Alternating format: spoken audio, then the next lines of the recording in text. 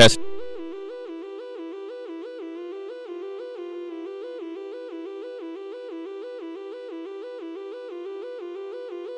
Test, test. Oh, everything works today.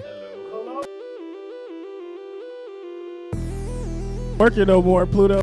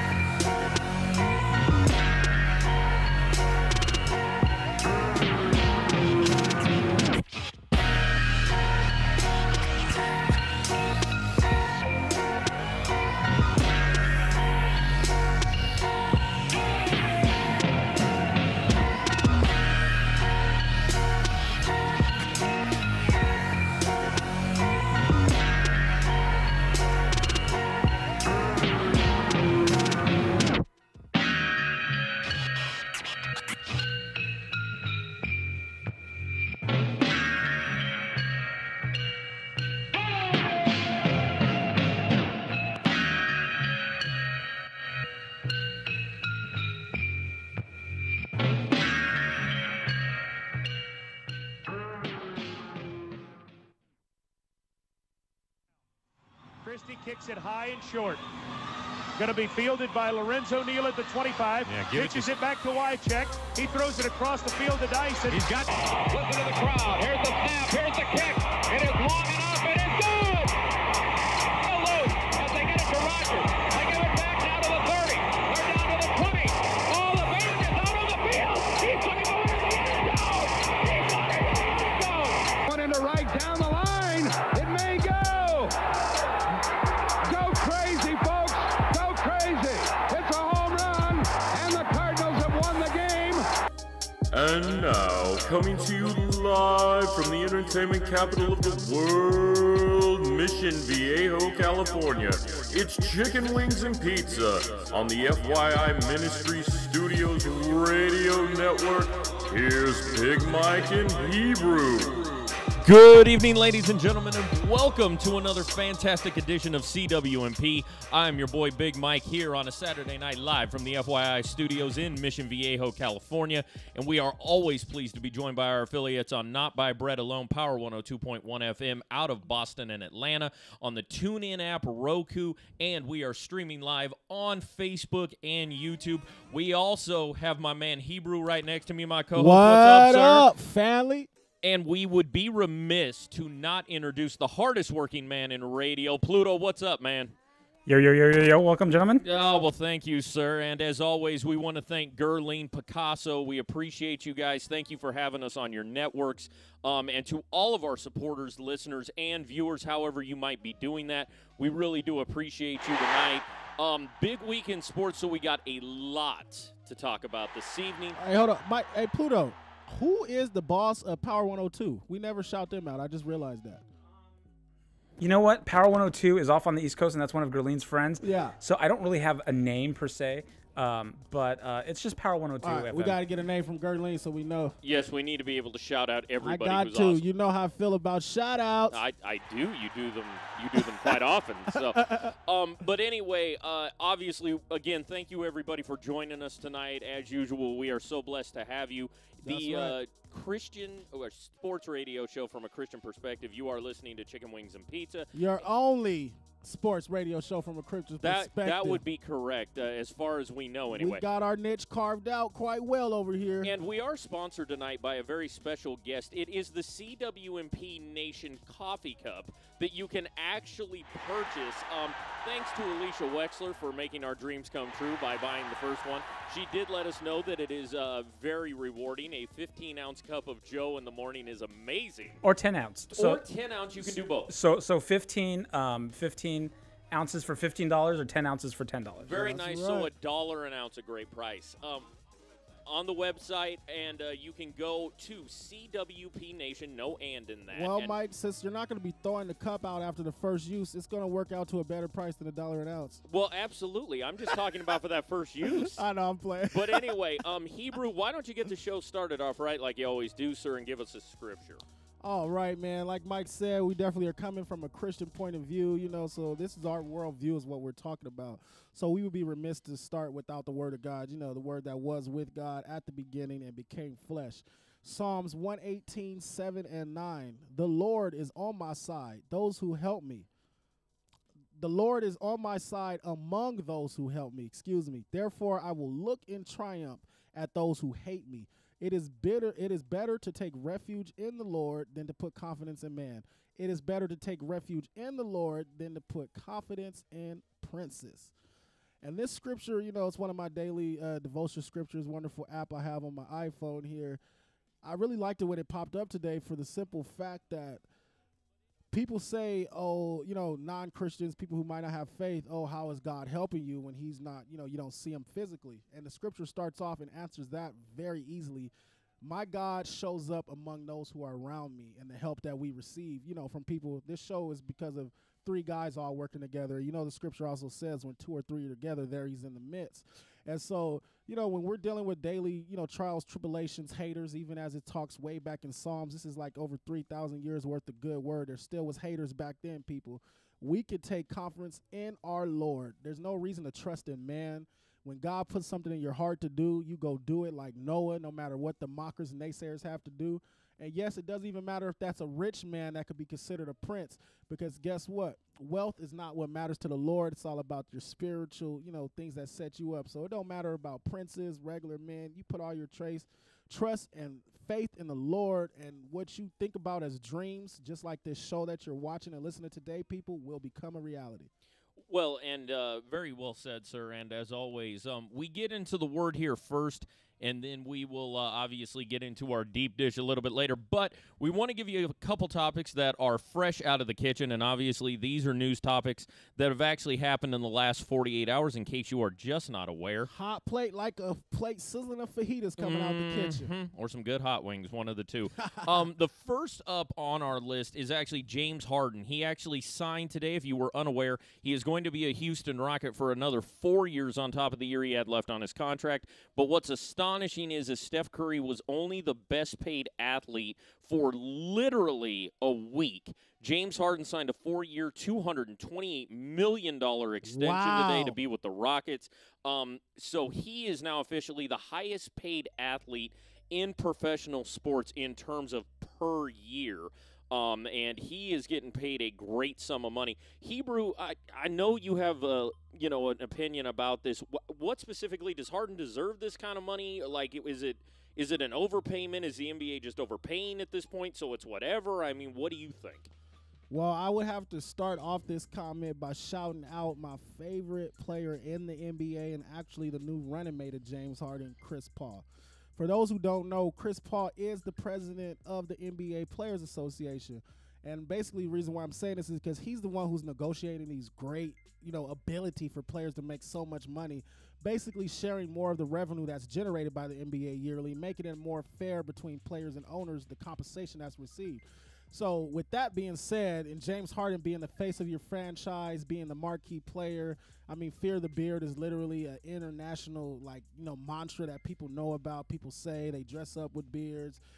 From that point alone, being the face of your franchise, basically barely losing the MVP last season, been stellar ever since he's left OKC. One of my favorite ball players in the league, also a West Coast native, Artesia High School, for y'all that don't know. The dude is definitely worth every penny. Congratulations, James Harden. Don't forget we're looking for sponsors over here at the show, so you could go ahead and drop off a couple dollars for us.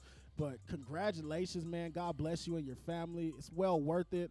We're seeing the hard work of not just this generation, but the previous generations finally being paid and rewarded in the NBA. Kudos to the NBA. I know guys like Charles Barkley, Shaq. I just sit back and think what they would have commanded on the open market today.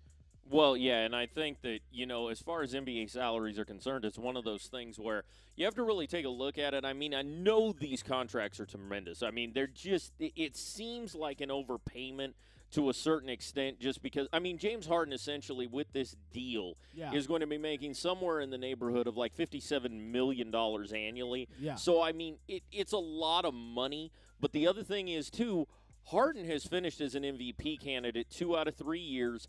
I know people give him a lot of grief for never really accomplishing anything in the playoffs, but let's be honest, he's been to a Western Conference Finals. He's been to an NBA Finals.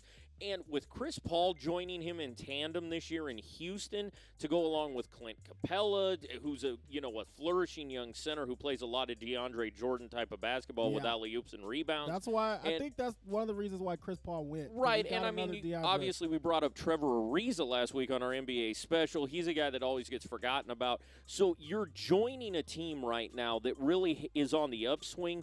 They're going to be able to challenge the Warriors. You could ask that about any team. I mean, are you going to be able to challenge the Warriors is going to be the universal question all the time. Especially when you're in the West. Can't you beat the Warriors? And, T. Ariza should have a nice year under Chris Paul. Well, and you would think so. And I would venture to think that anybody who shoots well will have a year with Chris Paul because he's so good at the driving kick. So we'll have to see how that works out. Yeah, but when you're talking about guys like Drew Holiday, Tim Hardaway Jr., right.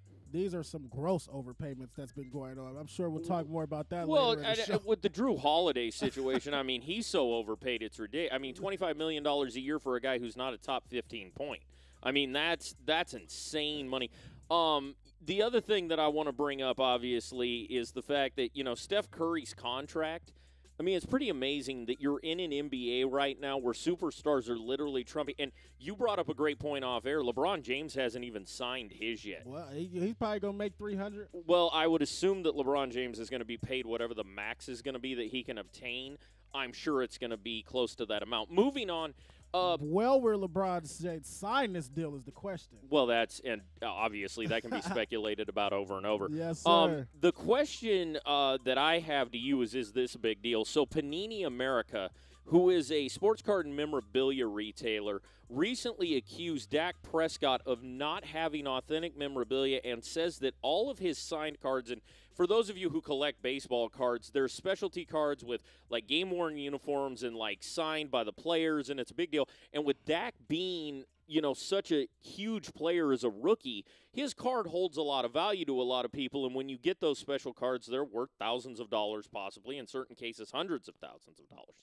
So now they're coming out and saying that Dak, machine pressed it, that it wasn't real. Do you think this is a big deal, or should Panini America just give him 50 cards to sign and just call it a day?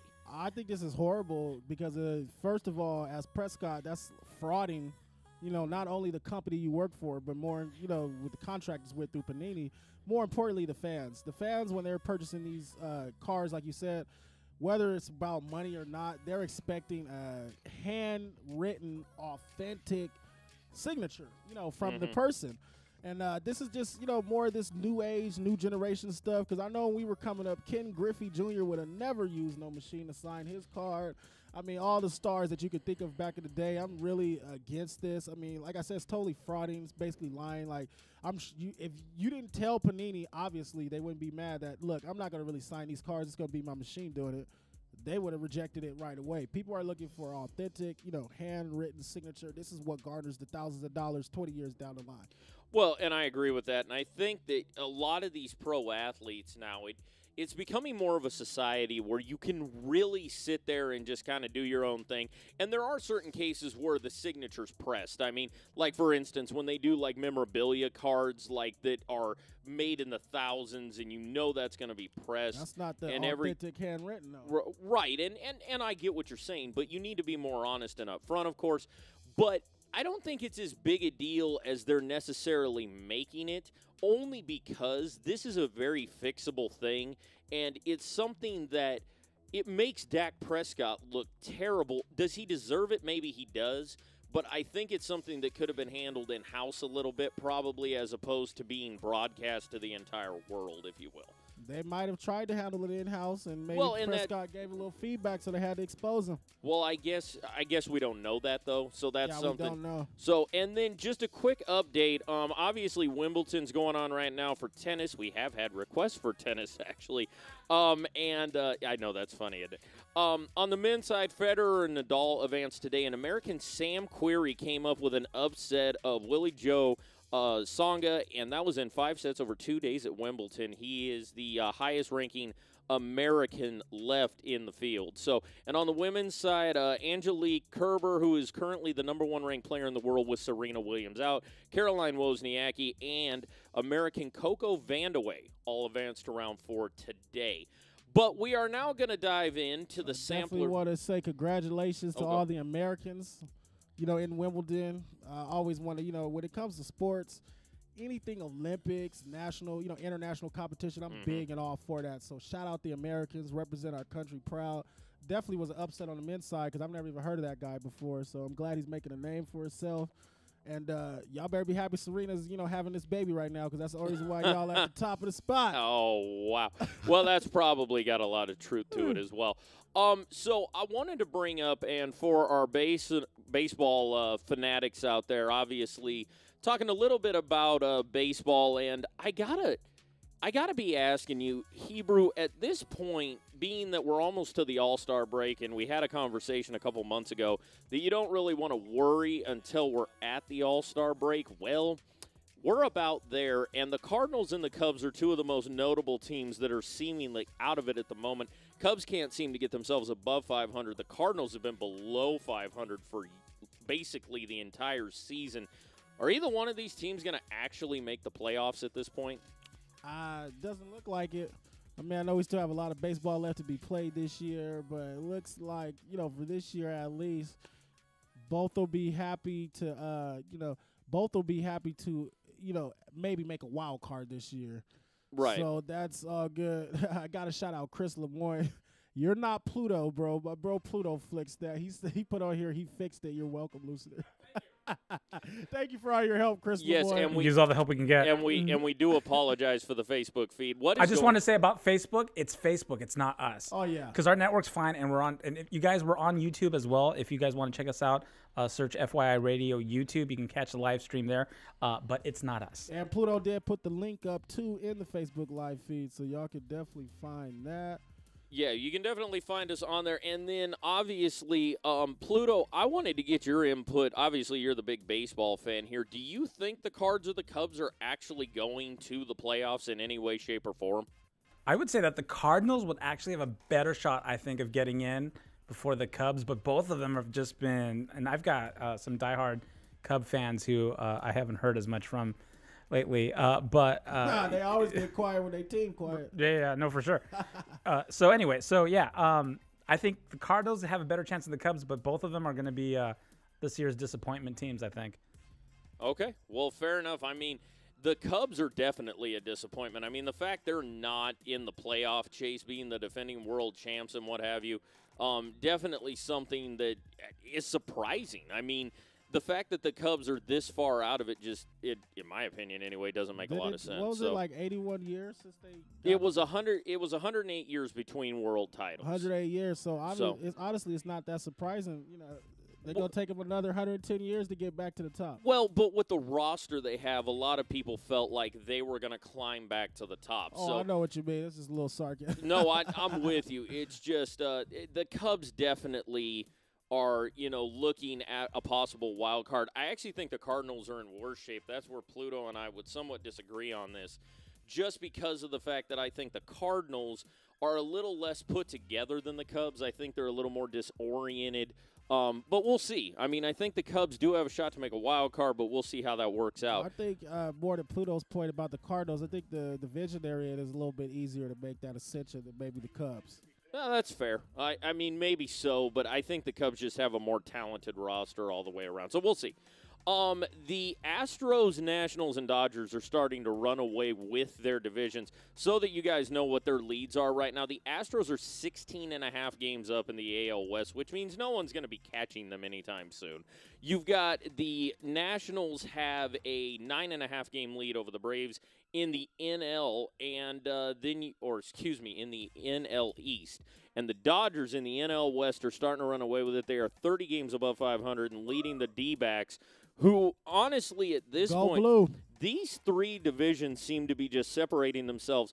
But of those three teams, Hebrew, who's going to win the World Series or has the best chance to do it? You know me and Pluto are going to say the Dodgers, baby.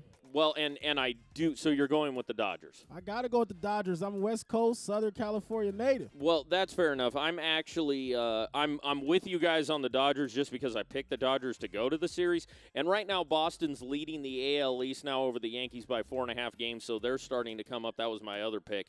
And I actually picked the Sox to win the whole thing over the Dodgers. But the one thing that I will say right now is this. These races in Major League Baseball, there's quite a few of them that are starting to get some serious. The only ones that really are still intriguing, the Brewers being up 4 games in the NL Central, and then you obviously have the AL Central, which is a huge, huge, huge mess. You've got the Indians, you've got the Royals, you've got the Twins. So that division is – the AL East is going to be pretty good for the wild card. I think Boston is finally starting to pull away.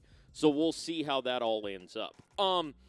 Going to Aaron Judge, who I know he is a very controversial figure when you talk about the best player in baseball. Obviously, there's a lot of people sentimental to Mike Trout. However, as much of a Trout fan as I am, Aaron Judge's numbers for this year look like this. He is batting he is batting .330. He has 30 home runs, 66 RBIs, and his OPS right now is 1.146. I mean, you're literally talking about a guy who's putting up Triple Crown numbers for the entire first half of the season. Question is, Hebrew, can Aaron Judge keep this up? I definitely believe he could keep it up. He's not only putting these numbers up, but he's doing it, making it look easy. Okay. And this is why people are, already giving him the comparisons to your Derek Jeters and your modern, your current, Mike Trouts. So I definitely think the kid is the real deal. Okay. I think Judge has a lot of good years in him. New York, found a great little piece, and they're, coming up from their situation with the minors and all that. Mm-hmm. So, the kid looks good. He has a great personality. I mean, the last name lends itself to so many, different ways that you could describe the kid. Absolutely. So he's very marketable on top of being a great person. And that's fair. And I think Judge right now in his career is actually a better offensive player than Trout was. And I think when you look at Aaron Judge and you look at the fact that he's 6'7", 280, can hit a mile, and he's hitting 330. That's the most impressive stat to me. I've seen tons of guys in my lifetime who can crush 50 home runs, but they bat 200 because all they're doing is swinging for the fences. Aaron Judge is actually hitting at a really good rate. Not to mention the fact, dude, that Aaron Judge, if you're putting up Triple Crown numbers as a rookie, I mean, that's something that not many people can do. That's something Trout has, flirted with a little bit. Obviously, Miggy Cabrera won it for Detroit. He won the Triple Crown 5 years ago. So it's one of those things where Judge there is no doubting his talent at this point. So, as much as Aaron Judge is probably the best offensive player right now in the AL, we'll see how the second half of the season goes, but he seems to be doing his thing.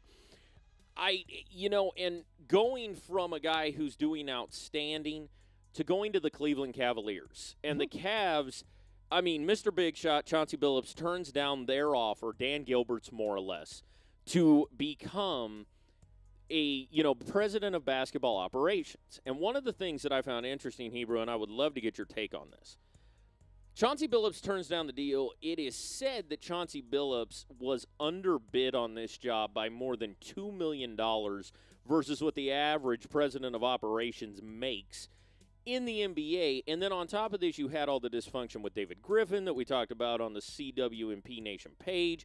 You talk about all the things going on in Cleveland. LeBron is supposedly disgruntled, and he's going to leave. I mean, it's all speculation right now. Yeah. And then Kevin Love doesn't even have enough trade value to get Paul George in the fold, but we'll talk about that later. That had more to do with the Pacers than the Cavs. My question to you is, as an NBA fan, is there really something wrong with the Cavs at this point? Before I get there, I definitely want to tell Andy, Jeremy, Chris, everybody on Facebook, we have a brand new live feed that just started. Go ahead and find that one. I've already shared it a couple times, so that one should be working much better for you guys. Sorry about that again. We could blame Facebook. Mark Zuckerberg, what are you doing? Time for you to take a pay cut. Don't talk bad to Zuckerberg, man. I mean, come on. It's time for Zuckerberg to take a pay cut and maybe sponsor the show because he is not doing it right. But anyway. What do you think about the Cavs? Back to the Cavs. I mean, when I saw, it's funny you bring this up because when I'm watching the finals this past, summer, when I'm watching LeBron James' face, the whole time all I was thinking in the games where they're struggling and when he's just looking around, he's looking for help. And he doesn't seem to have the particular help that he was looking for around him with the Cleveland Cavaliers. And so I think Cleveland Cavaliers are definitely in for it when it comes to their future as far as having LeBron James, being a great player, being a playoff contender at all. I think this is out for Cleveland, within the next few years here, maybe this year. LeBron James did what he promised Cleveland. He brought them home a championship. His legacy is solidified in Cleveland. Statues are going up, all this type of stuff. So he really doesn't owe the city of Cleveland anything else basketball fan-wise. A lot of rumors of him coming out to L.A. Mr. Big Shot is a great, force and great basketball mind. And, for you as the owner to undercut him, so disrespect him by at least $2 million on average, lets you know that they don't even care to try to bring in somebody to help situations out and make things better. They were trying to also sign Chauncey, to a player deal. We don't know what's going on. What it's looking like is the Cleveland Cavalier good years are coming to an end. LeBron James is probably going to bring his talents out west, be a Laker soon here. So I think there's a lot of trouble for Cleveland coming up here in the next few years. Well, and I would agree with that. And I actually think the problems for the Cavs go way deeper than, Chauncey Billups. Definitely. I think what ended up happening was, David Griffin took a team to 3 straight NBA finals. You can't replace that with a guy who was a great point guard. Don't get me wrong. Chauncey, at his peak, might have been the best point guard in the league at times. But you can't. He definitely was. You can't sit there and offer a guy less than he's making now. Like, that's what Dan Gilbert did. I mean, he makes more playing in the Big 3 league and working as an analyst on ESPN than he would have. It was just a disrespectful offer, and I blame Dan Gilbert for a lot of this. I know LeBron James has a lot to do with it behind the scenes, but Dan Gilbert just needs to suck it up. I understand the luxury tax thing. Hey, Dan Gilbert, here's an idea. Don't let your players dictate to you who you should sign then.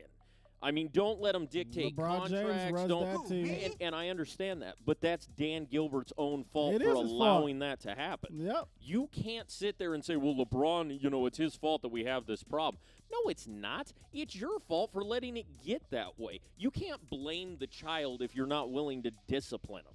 Okay, and that's what this amounts to. Perfect analogy. Dan Gilbert is supposed to be the adult, quote unquote, in the room as the owner. You know how good LeBron James is at being a crybaby and throwing tantrums. Dude, So I just think he doesn't know how to handle it. just think Dan Gilbert is mad that one of his players is worth more than he is. So Exactly. anyway, we're going to go to the next part of the NBA. Gordon Hayward signed with Boston, or hasn't officially done it yet. It's getting close. Reportedly, the deal is going to be worth 4 years, $128 million, which is way too much for Gordon Hayward, but that's a different story. Now you're asking about James Harden. That's outrageous. It cost Boston both Kelly Olynyk, who, he averaged 9 and 5. He was a bench guy, although he was huge in their game 3-win in Cleveland. But Kelly Olynyk might not have did good in the regular season, but he played well in the postseason. Playoff stock is very high, and that type of stuff makes you have a better next season. So that might have been a mistake as well. He's a big, tough kid, and he has an inside-outside game, so it could have been a mistake as well. And that's fair, but I also bring that up to say that the bigger piece that they let go was Avery Bradley, an all-defensive NBA player, a guy who is perennially considered the best two-guard defender next to Klay Thompson in the entire league. They traded him to the Pistons for Marcus Morris, or Markieff, depending on what day it is. It was Marcus. And then you have the second-round pick in 2019. So the question I have... So you basically just let Avery Bradley go for nothing. Did Boston really get better by adding Hayward, being that they had to give up Olynyk and Bradley? Gordon Hayward's success, especially last year, came a lot with playing with George Hill. And we know George Hill. George Hill's a good point guard. Isaiah Thomas have two different games. This is why I brought it up.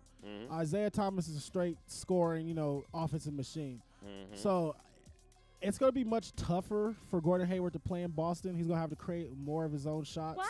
He's going to have to be much more of a facilitator, and they're basically asking him to be – I don't know if he's the number 1 or number 2 option, but he's 1.5 if he's not number 1. No. So he's taking a lot on his back without having as many pieces around him as he had in, Utah, where you got Rudy Gobert, one of the best centers in the league. Him and DeAndre Jordan, to me, are 1 and 2. So when you're dealing with the team that he's moving into, I'm not sure it's such a great fit for Gordon Hayward to go over here and play with the Boston Celtics. The Boston Celtics definitely didn't get better. In my opinion, they downgraded a little bit. Because like I said, the two pieces you give up, Kelly Olynyk, okay, we can say that's a wash. We don't know either way. That's that was a good risk.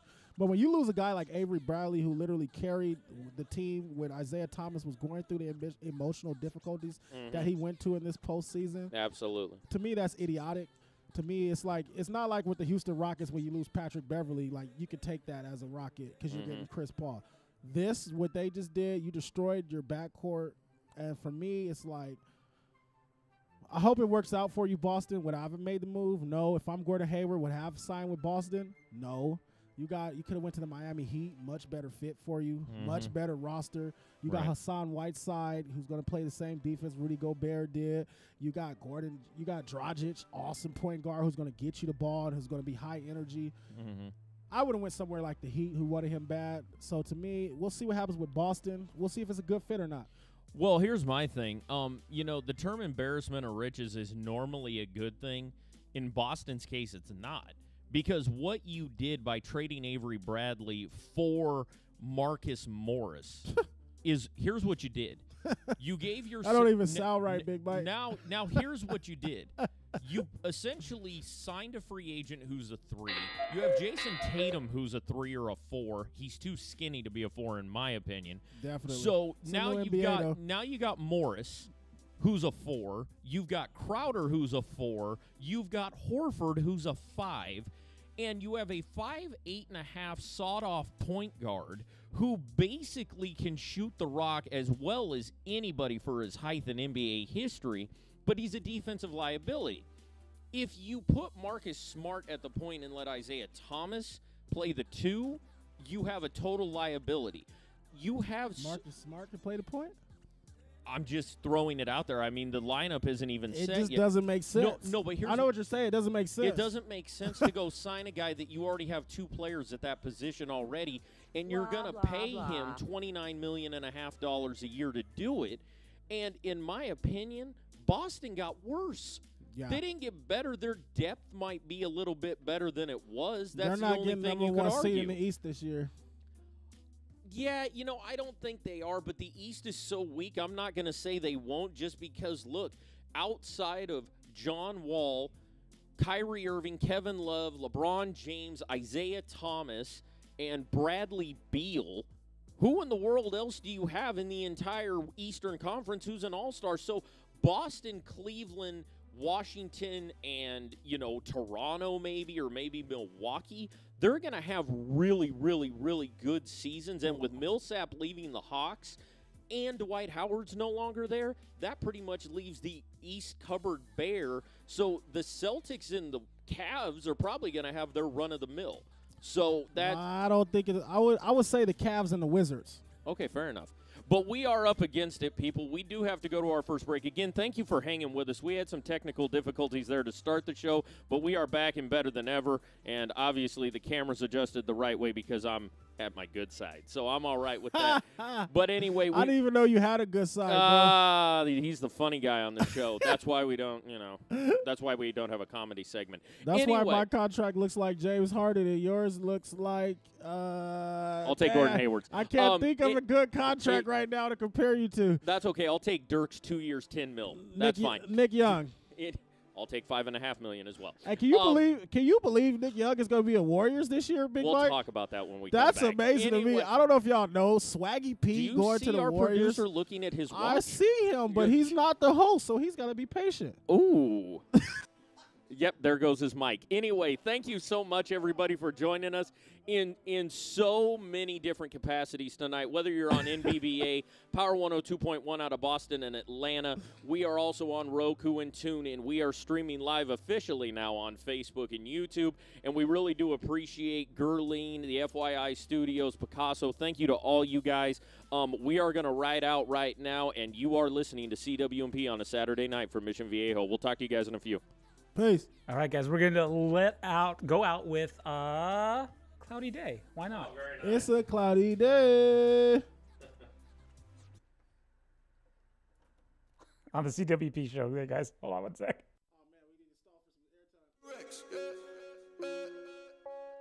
You should be better than that. You should be better than that. You should be better than that. This is better than that. Sorry about that. We could do better. I could do better. You could do better. Show them life is more than making money cheddar. Chuck E. Cheese, all I wanna be. Make some dough, call me sauce, I'm the boss. Careful cause these raps will knock you off track. That's the life I used to lead. Tell Jesus intervene. Jesus off the phone to see like you can do better. 2014, I gave my life completely. Never looked back, you can do the same, Brody. Jesus sold me everything, breaking chains, healing pain, stop the rain, calm the sea. He the king, Prince of Peace, lion up, Judah beast, never seen defeat. Devil under our feet like Michael Jackson beat it. Devil don't care about us at all. Kill, steal, and destroy. You wanna see us fall? No, it sounds straight, but I just wanna see you ball. I ain't talking racks, I ain't talking stacks, talking soul salvation. Jesus coming back. Keep my riches up in heaven, hope you do the same. Book of life, VIP for peculiar people. Fishing rod out, hoping I can reach these people. Armor strapped tight as I fight against this evil. Lightsaber swinging Jedi to these Christian people. Hebrew Kenobi, Project Pluto. He the Yoda. I'm gonna be better than that. You can be better than that. We can be making the steps. We can be taking the wrecks. You should be better than that.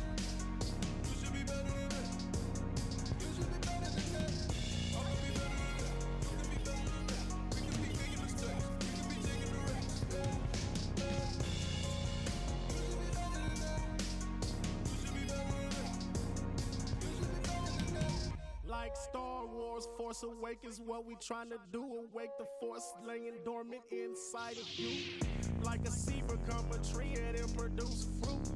Horror baby out the womb, this is new life. We can all do better once we get with Christ. No more gamble, no more risking life. Up all night, standing on that block, making sure your money right. Re-up again like Boost Mobile. Used to hustle all day, chirping on Boost Mobile. Rapping for the hood, trying to make this local global. Way I used to trap, I could be the trapper logo. COS was the click, BLR the label. Jesus came and flipped the tables in my temple. Life in pieces, trying to put it back together. That's a puzzle, couldn't solve like a Rubik's Cube. Yeah, I stumble in the blindness just like Paul did. Fix me up, gave me new name just like Saul of Tarsus. Lock swing, I'm a Hebrew, I just came to bang. Lock swing. I'm gonna be better than that. You can be better than that. We can be making mistakes. We can be taking the wrecks. You should be better than that. You should be better than that. You should be better than that. I'm gonna be better than that. You can be better than that. We can be making mistakes. We can be taking the wrecks.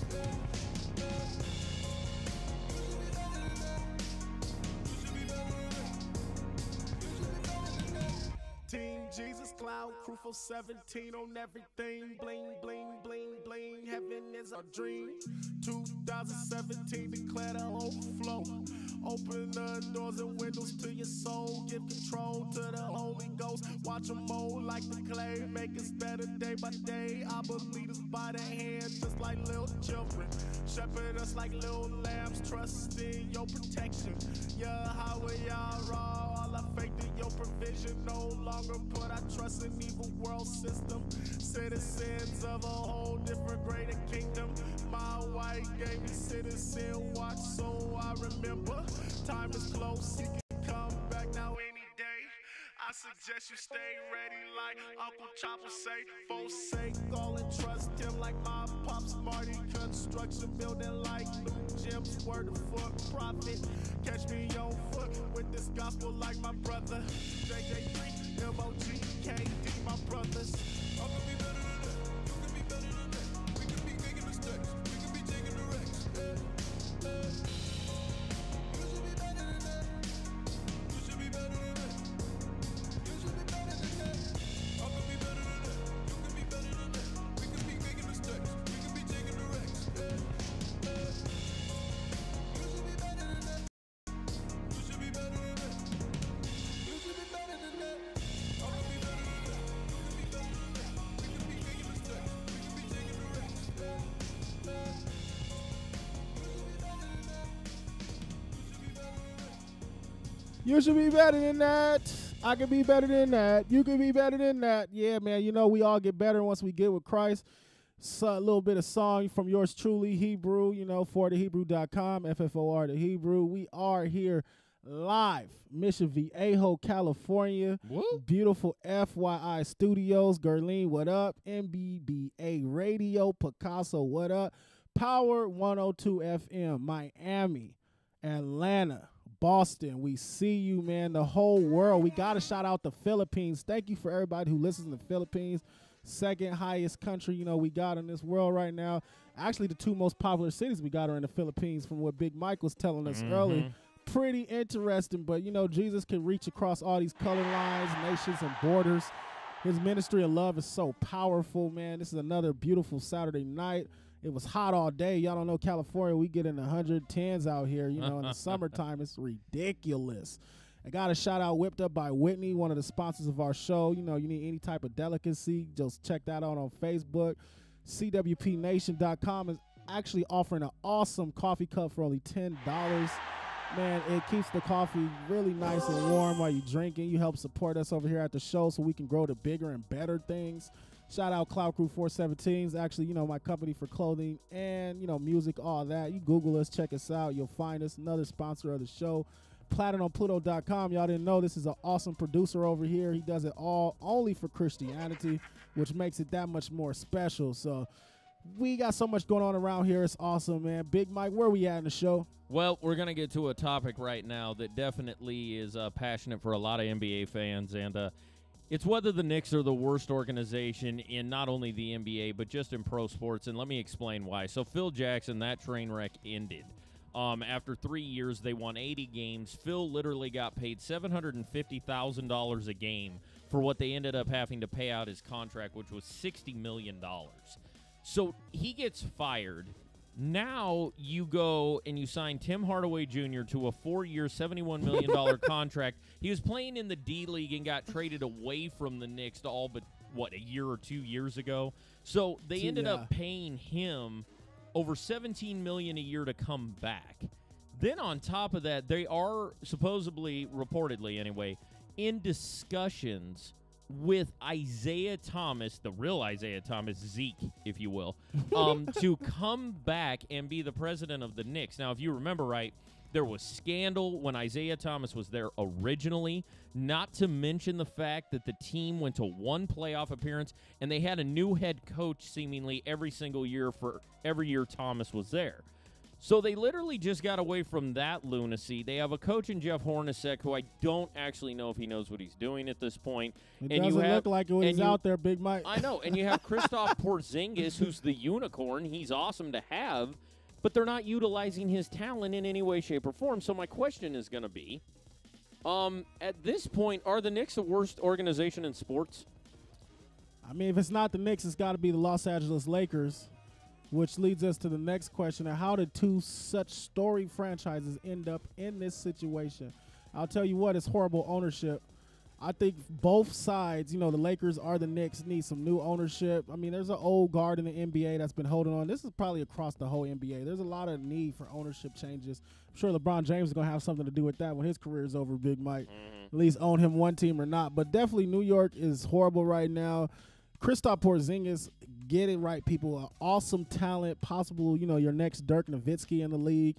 But when you're not going to put pieces around him, when you can't keep Carmelo Anthony happy, one of the, best instant Hall of Famers we've had in the league, when Phil Jackson, maybe one of the best basketball minds that we've had, is not good enough, to run your organization, and you choose to go now take step backwards for more money in the attempted hiring of Isaiah Thomas and the signing of Tim Hardaway Jr., who's definitely a good player. He's a great role player, $17 million. I wouldn't pay for it. But I guess they're just trying to find anybody to start next to Kristaps Porzingis right now that has some type of name and legacy. So he got a shout at his dad for those $17 million. Well, and the thing is in his own right, I mean, starting two guards are hard to come by. But I think... Is he a starting two guard is a problem? Well, I mean, he did in Atlanta last year, so yeah, technically he is. But I think this speaks more to the fact that the Knicks right now are just hard to even fathom that they could get any worse. But apparently James Dolan is more worried about playing gigs with his band than even being at the draft. So, I mean, and if the Knicks were going to make the move of firing Phil Jackson, why in the world did they... We had this discussion with the Buffalo Bills. Why did they wait until after the draft to do it? And why did they already have a replacement lined up? Right, and supposedly they were going to trade Porzingis to the Celtics and get a bunch of draft picks back, which would have made perfect sense for the Knicks because they need to grow. And here's the other thing. Now it's a new regime. I would trade Porzingis if it's for the right thing. I understand that he is... What's the right thing for Porzingis? Well, honestly, I mean, you need an all-star for him and a couple good players to go with him, or you need draft picks and some role players that are going to help you down the road. But you need to rebuild in New York because right now it's a hot mess. Like, there's no way that you can convince me that the Knicks are actually at a point right now where they are even close to anything of a normal franchise. Until James Dolan sells that team, James Dolan is a more dysfunctional owner than Jim Buss. It definitely is all going to the ownership. It is no doubt. I mean, Pluto, where do you sit on this? I mean, are we at a point right now where the Knicks are the most dysfunctional franchise in sports? I've been hearing stuff wrong with the Knicks since the 80s. Like for real. Like the 80s have. I mean, the Knicks have always been that team that you goofed on, and I don't see things getting much better. And the whole thing with Phil Jackson was just. I feel like they had great opportunities, and for whatever reason, whatever personnel they get in there, they seem like the turnaround is always the solution. Dump everyone off and go get a new group of people. So bringing Isaiah back, is that any new news? I mean, I guess not. That's like using the same soda can 3 times after it's been thrown in the garbage. Like you can't keep bringing back recycled product. Like Mike, that is disgusting. Eventually, it comes back to bite you, and you get sick from it. So the Knicks are just ill as it is in general. So if you want to get worse, that's the way to do it. Keep bringing back recycled players and GMs. Sound like and a plan to me. Obviously, because Jeff Hornacek's going to win you a ton of titles. What credentials and what reason do you think Jeff Hornacek could be a coach? That was what I was thinking when they made the deal. I mean, if you would have went and got John Stockton, I would have been like, okay. John Stockton knows what to do. You know, he's a floor general. He was a coach on the floor his whole career. I mean, my thing is so I'm with that. But Jeff Hornacek, are you kidding me? Why did Phil Jackson do anything? But anyway, moving on from that, we've been talking a lot about salaries tonight. One of the things that was brought up by Bills receiver Sammy Watkins, and it was a hot topic on our Chicken Wings and Pizza Christian Sports Radio page on Facebook this week. And obviously, we all have very strong opinions on this show. So, Hebrew, I wanted to get to you. Yes, sir. Do you think that NFL players truly deserve to have the same salaries as NBA and Major League Baseball players? I mean, deserve is a big word. You got to earn everything you get out here. Should NFL players be compensated more? Is the NFL making enough money to pay NFL players more? Absolutely. NFL generates a ton of money every year. I mean, I'm sure I can't remember the figures between the NBA and the NFL, but I'm thinking the NFL does more than the NBA, just based off, the big size of their stadiums and, all the food you're selling and all that type of stuff at the stadiums. Granted, you have a much larger roster when you're dealing with the NFL, so there's more guys to pay. But that does not mean that your marquee guys, your Tom Brady's, all these guys, your Russells, should be not making comparable salaries to your top players in the basketball and NBA. So I guess it's time for you guys to get a Chris Paul, in the head of your association, player association, so they can negotiate you some better deals, better contracts. Definitely need to get you guys some more guarantees in those NFL contracts. To me, that's the worst thing about an NFL contract is you get hurt, which is the most dangerous sport you play. Now you lose all your money. That's ridiculous. So, you should have at least some better guarantees of your salary. To me, that's more important than your salary going up. Let's have some guarantees that this salary is going to be paid to in full. Your family's going to be able to eat, no matter what. So, yes, you deserve more when you're the face of the franchise. You're bringing all this money into the franchise. Of course, you should make more money. But it's all about what you can negotiate is what I heard last time. Big Mike, they were talking about these type of things back in the school days. Well, fair enough. And I also want to get to something else, too. You got to remember that all of this has to do, these salaries. I want to give all of our fans out there who are listening, and again, we appreciate you all very much. The NFL salary cap is $167 million dispersed to 53 players. You've got the NBA salary cap is approximately $99 million to 15. The MLB has no salary cap, so they have that to 25 players on the active roster. And then the NHL salary cap is $75 million to 23 players, essentially. So my thing is that here's a few things. I don't think you can ever expect that the players are going to actually make as much money in the NFL because there's so many more of them to pay. Yeah. You brought up the guaranteed contract, which I love. Yeah. And here's why I love it. You sit there and all of us do and go, Derek Carr's getting paid 5 years, $125 million. No, the way the contract actually reads, it's 5 years, $40 million, and then $85 million of that is in incentives. You can't pay NFL players what NBA players make because there's so many more of them to pay. Yeah. Not to mention the fact that in the NBA, you have an entirely different structure. Think about this. Owners who basically run the organization, it's their money and everything else. you sit there and you look at it, NFL owners have 8 to 10 games a year where they have home games, depending on if it's like the Patriots always have 2 home playoff games, it seems, every year. So you're getting those 10 games to make money. Major League Baseball owners get 81 opportunities to have home games at a minimum, and then NBA owners have a minimum of 41 games to make money. So you're generating more revenue in the MLB and the NBA than you are in the NFL. Well, ever. Mike, that's a little bit of a weighted, interpretation for the simple fact of having home games is not the only way you generate funds in any of these leagues. No, but the just the TV contracts alone. No, but the point that I'm getting to in relation to the TV contracts, you're talking about getting more money when you have a home game and you're getting paid from local affiliates to carry the game. So there is a difference there. So what I'm talking about is the fact that while Sammy Watkins, who I don't even think should be making this argument, maybe Odell Beckham should have said it, and Sammy Watkins is a nice player. He just, he's got to be able to stay healthy. And if you had somebody else speaking about this, it may have made a little bit more sense. He's free to say what he wants, but I just can't agree with the fact that you actually think you should be making NBA money. That can't ever really happen. And in revenues, just in case everybody's wondering, the NFL makes $12 billion a year. They also have over 1,600 players active on rosters, whereas the NBA has 450. Yeah. So the difference is amazing. And then baseball has no salary cap. So they just pay their players outrageous amounts of money no matter what they want to do. And I like the idea of no salary cap. I mean, what's the point in having a salary cap? I that's one of the things I really don't like in NBA. I mean, I guess it keeps teams fair or whatever. But, hey, everybody out there on Facebook, we do see your comments.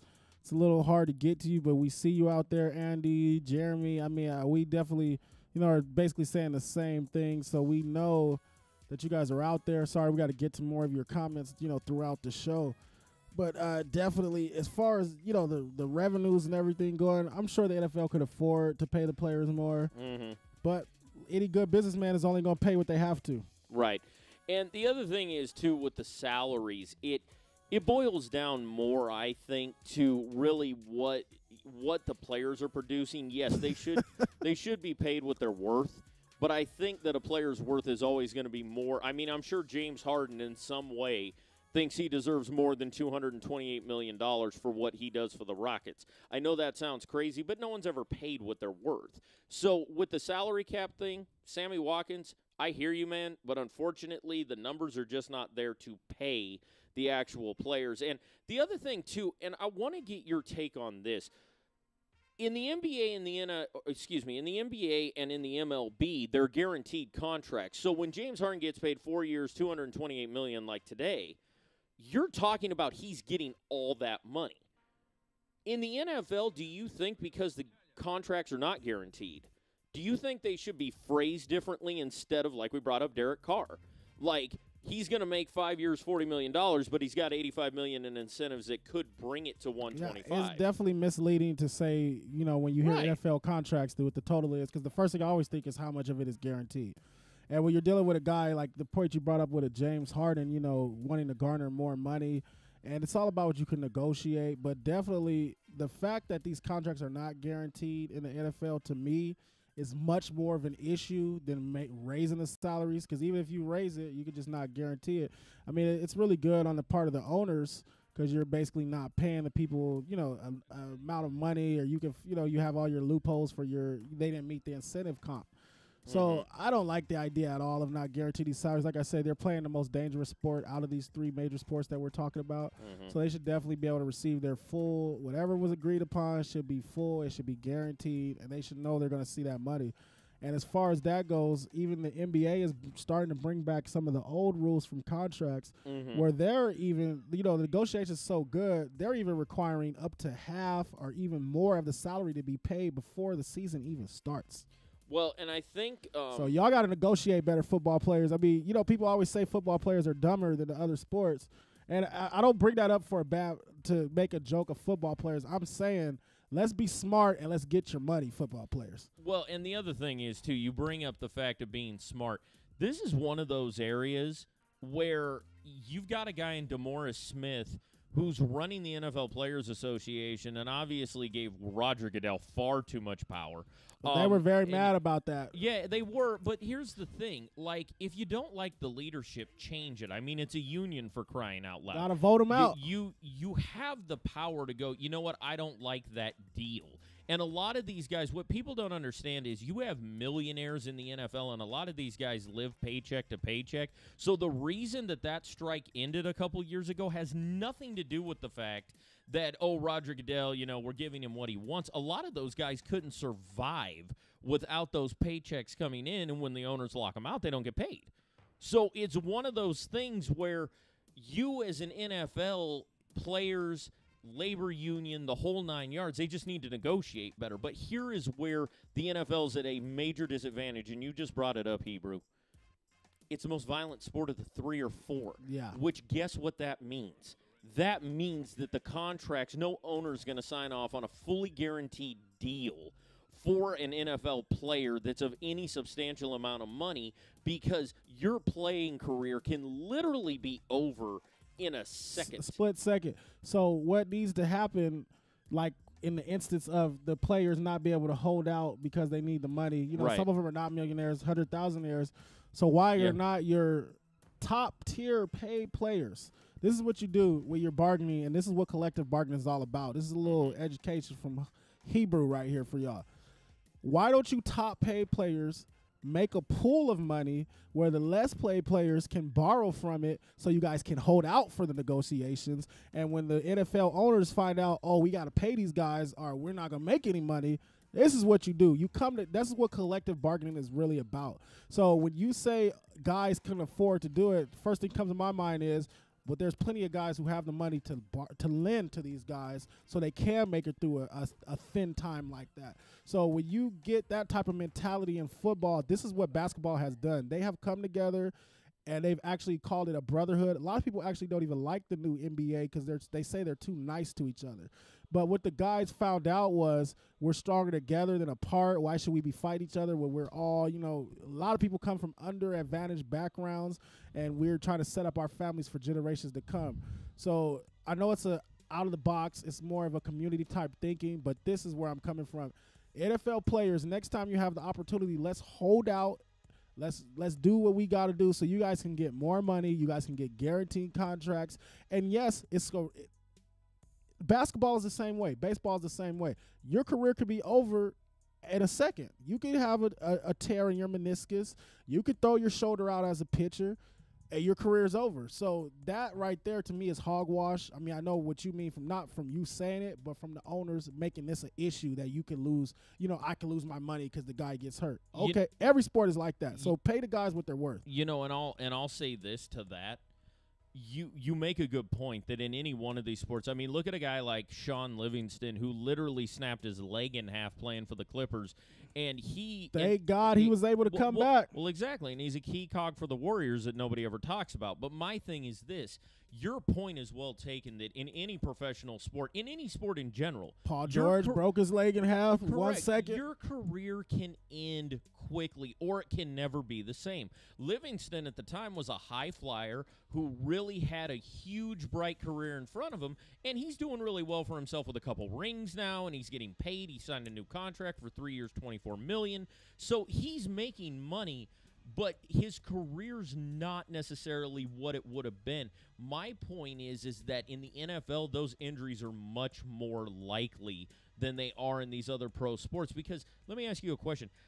Other than pitcher, how many times do you hear of a baseball player's career ending because of a knee injury or because of, you know, oh, I threw out my arm? Like, pitchers have Tommy John all the time. But my point is that it's really hard to make that argument to NFL owners because their argument's always going to be, well, you get hit with 70,000 pounds of pressure when you get hit full on by a middle linebacker when you're coming up the middle. And what's my response to that, Big Mike? How long does it take for you to make $70 million, owner, off of my risk? Well, and that's correct. And I want to also pay me what I'm worth. I want to also speak to your point about something else. You were talking about the pooling of money and different things like that. That was just an out-of-box idea that popped in my brain. That's fair enough. I do want to bring up the fact, though, that most of these guys, and it's not necessarily to just disagree with your point to disagree with it. It's because these owners are worth billions of dollars because of other things that they do. So if they're locking out football players, they're not going to lose enough money to where if you're pooling for 3 months, 4 months, 5 months, 6 months, a year, you're not going to have enough players willing to do that because they're not going to let football not go for a whole year. That's too much money to lose. Okay, well, I would agree with that, except the television money is already theirs. And that's where this becomes a whole different thing because the contracts get evenly distributed to the owners. Mm-hmm. So what ends up happening is these owners have already made their money. Their franchises are already worth a certain amount, and they normally are in oil or in computers or something else or real estate, what have you. So I just don't know that could work. I love the idea and the out-of-the-box thought, but these guys are worth so much money, and they don't make their money from football. It's a hobby. As history teaches us, whenever any type of worker can come together in large numbers for a time period, right, they will get what they want. Well, so all I'm saying is try it. They haven't tried it.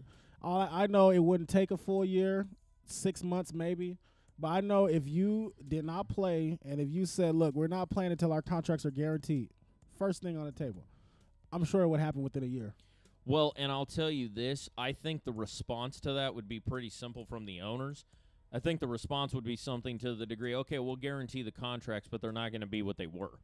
And that's the thing. Like Derek Carr's contract, at face value, is probably what a top-tier NFL player would get guaranteed. So and how much was his again? It's 5 years, $40 million at face value with no incentives attached. With incentives attached, it can be up to $125 million. So what's the problem with making it 5 years, $60 million guaranteed?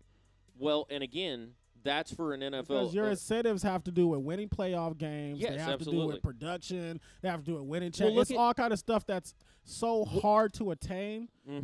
You're not guaranteed it anyway unless you win a Super Bowl. Well, and I'll do you one better. Andrew Luck just signed a deal that has him at $87 million guaranteed with the Colts, and since he signed that deal, he hasn't played a full season. And that's a whole different story. But my thing is this. You're looking at that contract and going, well, this is a cautionary tale. Look how much the Colts just paid him, didn't give him an offensive line or a running game. And now he's laid up and hasn't thrown a football in 6 months. And you paid him the most guaranteed money of any NFL contract ever. Okay. So the thing does that mean he still does not deserve the money? Your point, just think of it as yourself.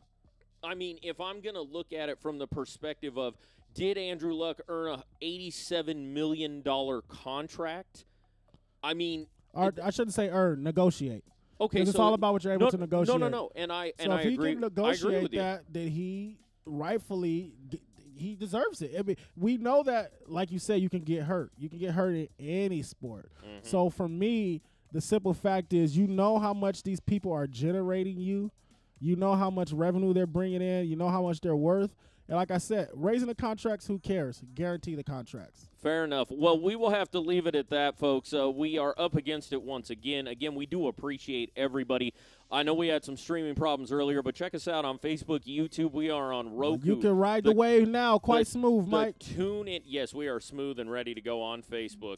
And then, obviously, our great affiliates in BBA Radio. Thank you, Picasso, and obviously Power 102.1 FM out of Boston and Atlanta, and out of the FYI studios in Mission Viejo. Thank you so much for listening to CWMP on another Saturday night. We'll be right back with you in a few.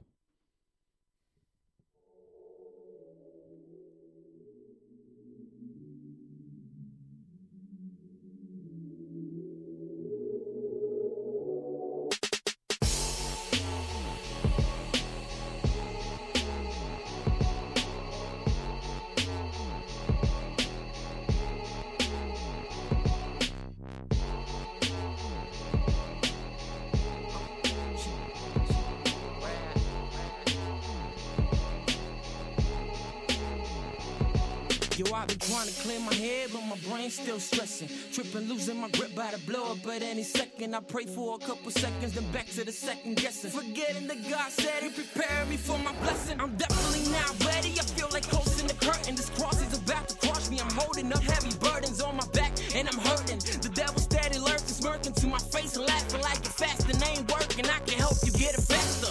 Put you back on, turn you back into a gangster. Let me bring you back home. And I won't lie and say never ran through my dome. When I ran out of money to go and pick up the phone, hit up the old homies and set up a couple licks, a couple of quick flips, and after that I'ma quit. But that's dead wrong. Holy Spirit, come and keep my hands strong. Give me bread of life instead of getting my bread long. Hit up the old homies and set up a couple licks, a couple of quick flips, and after that I'ma quit. But that's dead wrong. Holy Spirit, come and keep my hands strong. Give me bread of life instead of getting my bread long. Get out of my mind.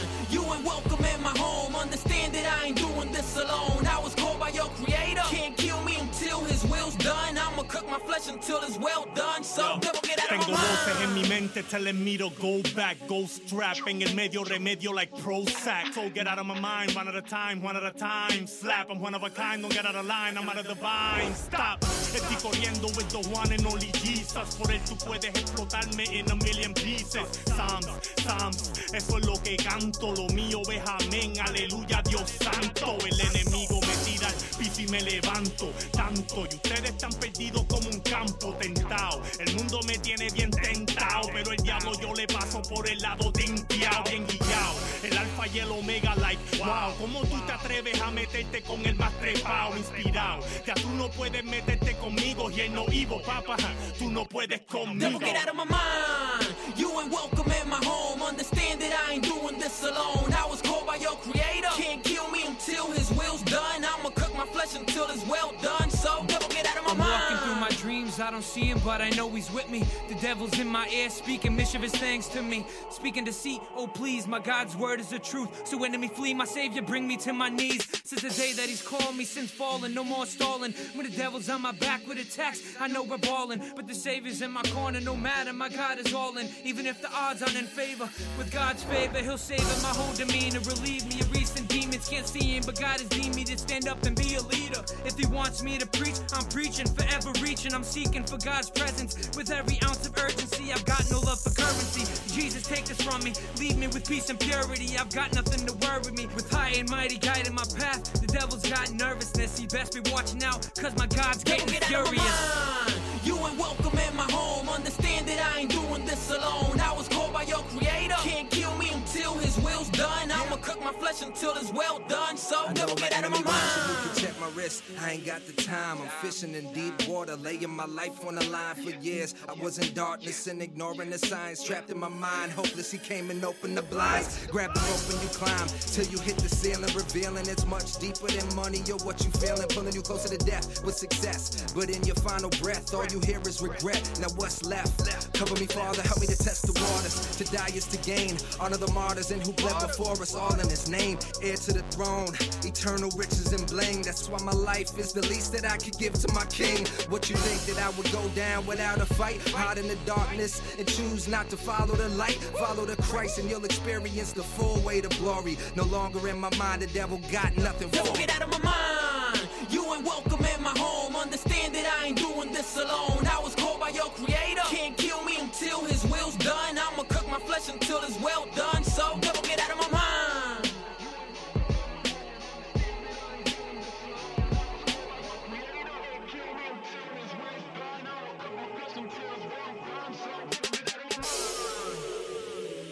Good evening, ladies and gentlemen, and welcome back with us. Thank you so much for joining us. It is Chicken Wings and Pizza on a Saturday night from Mission Viejo, California. And again, we appreciate you guys joining us so much tonight on CWMP. We are talking NBA, NFL, Major League Baseball, a little bit of tennis tonight as well at the request of Alicia Wexler.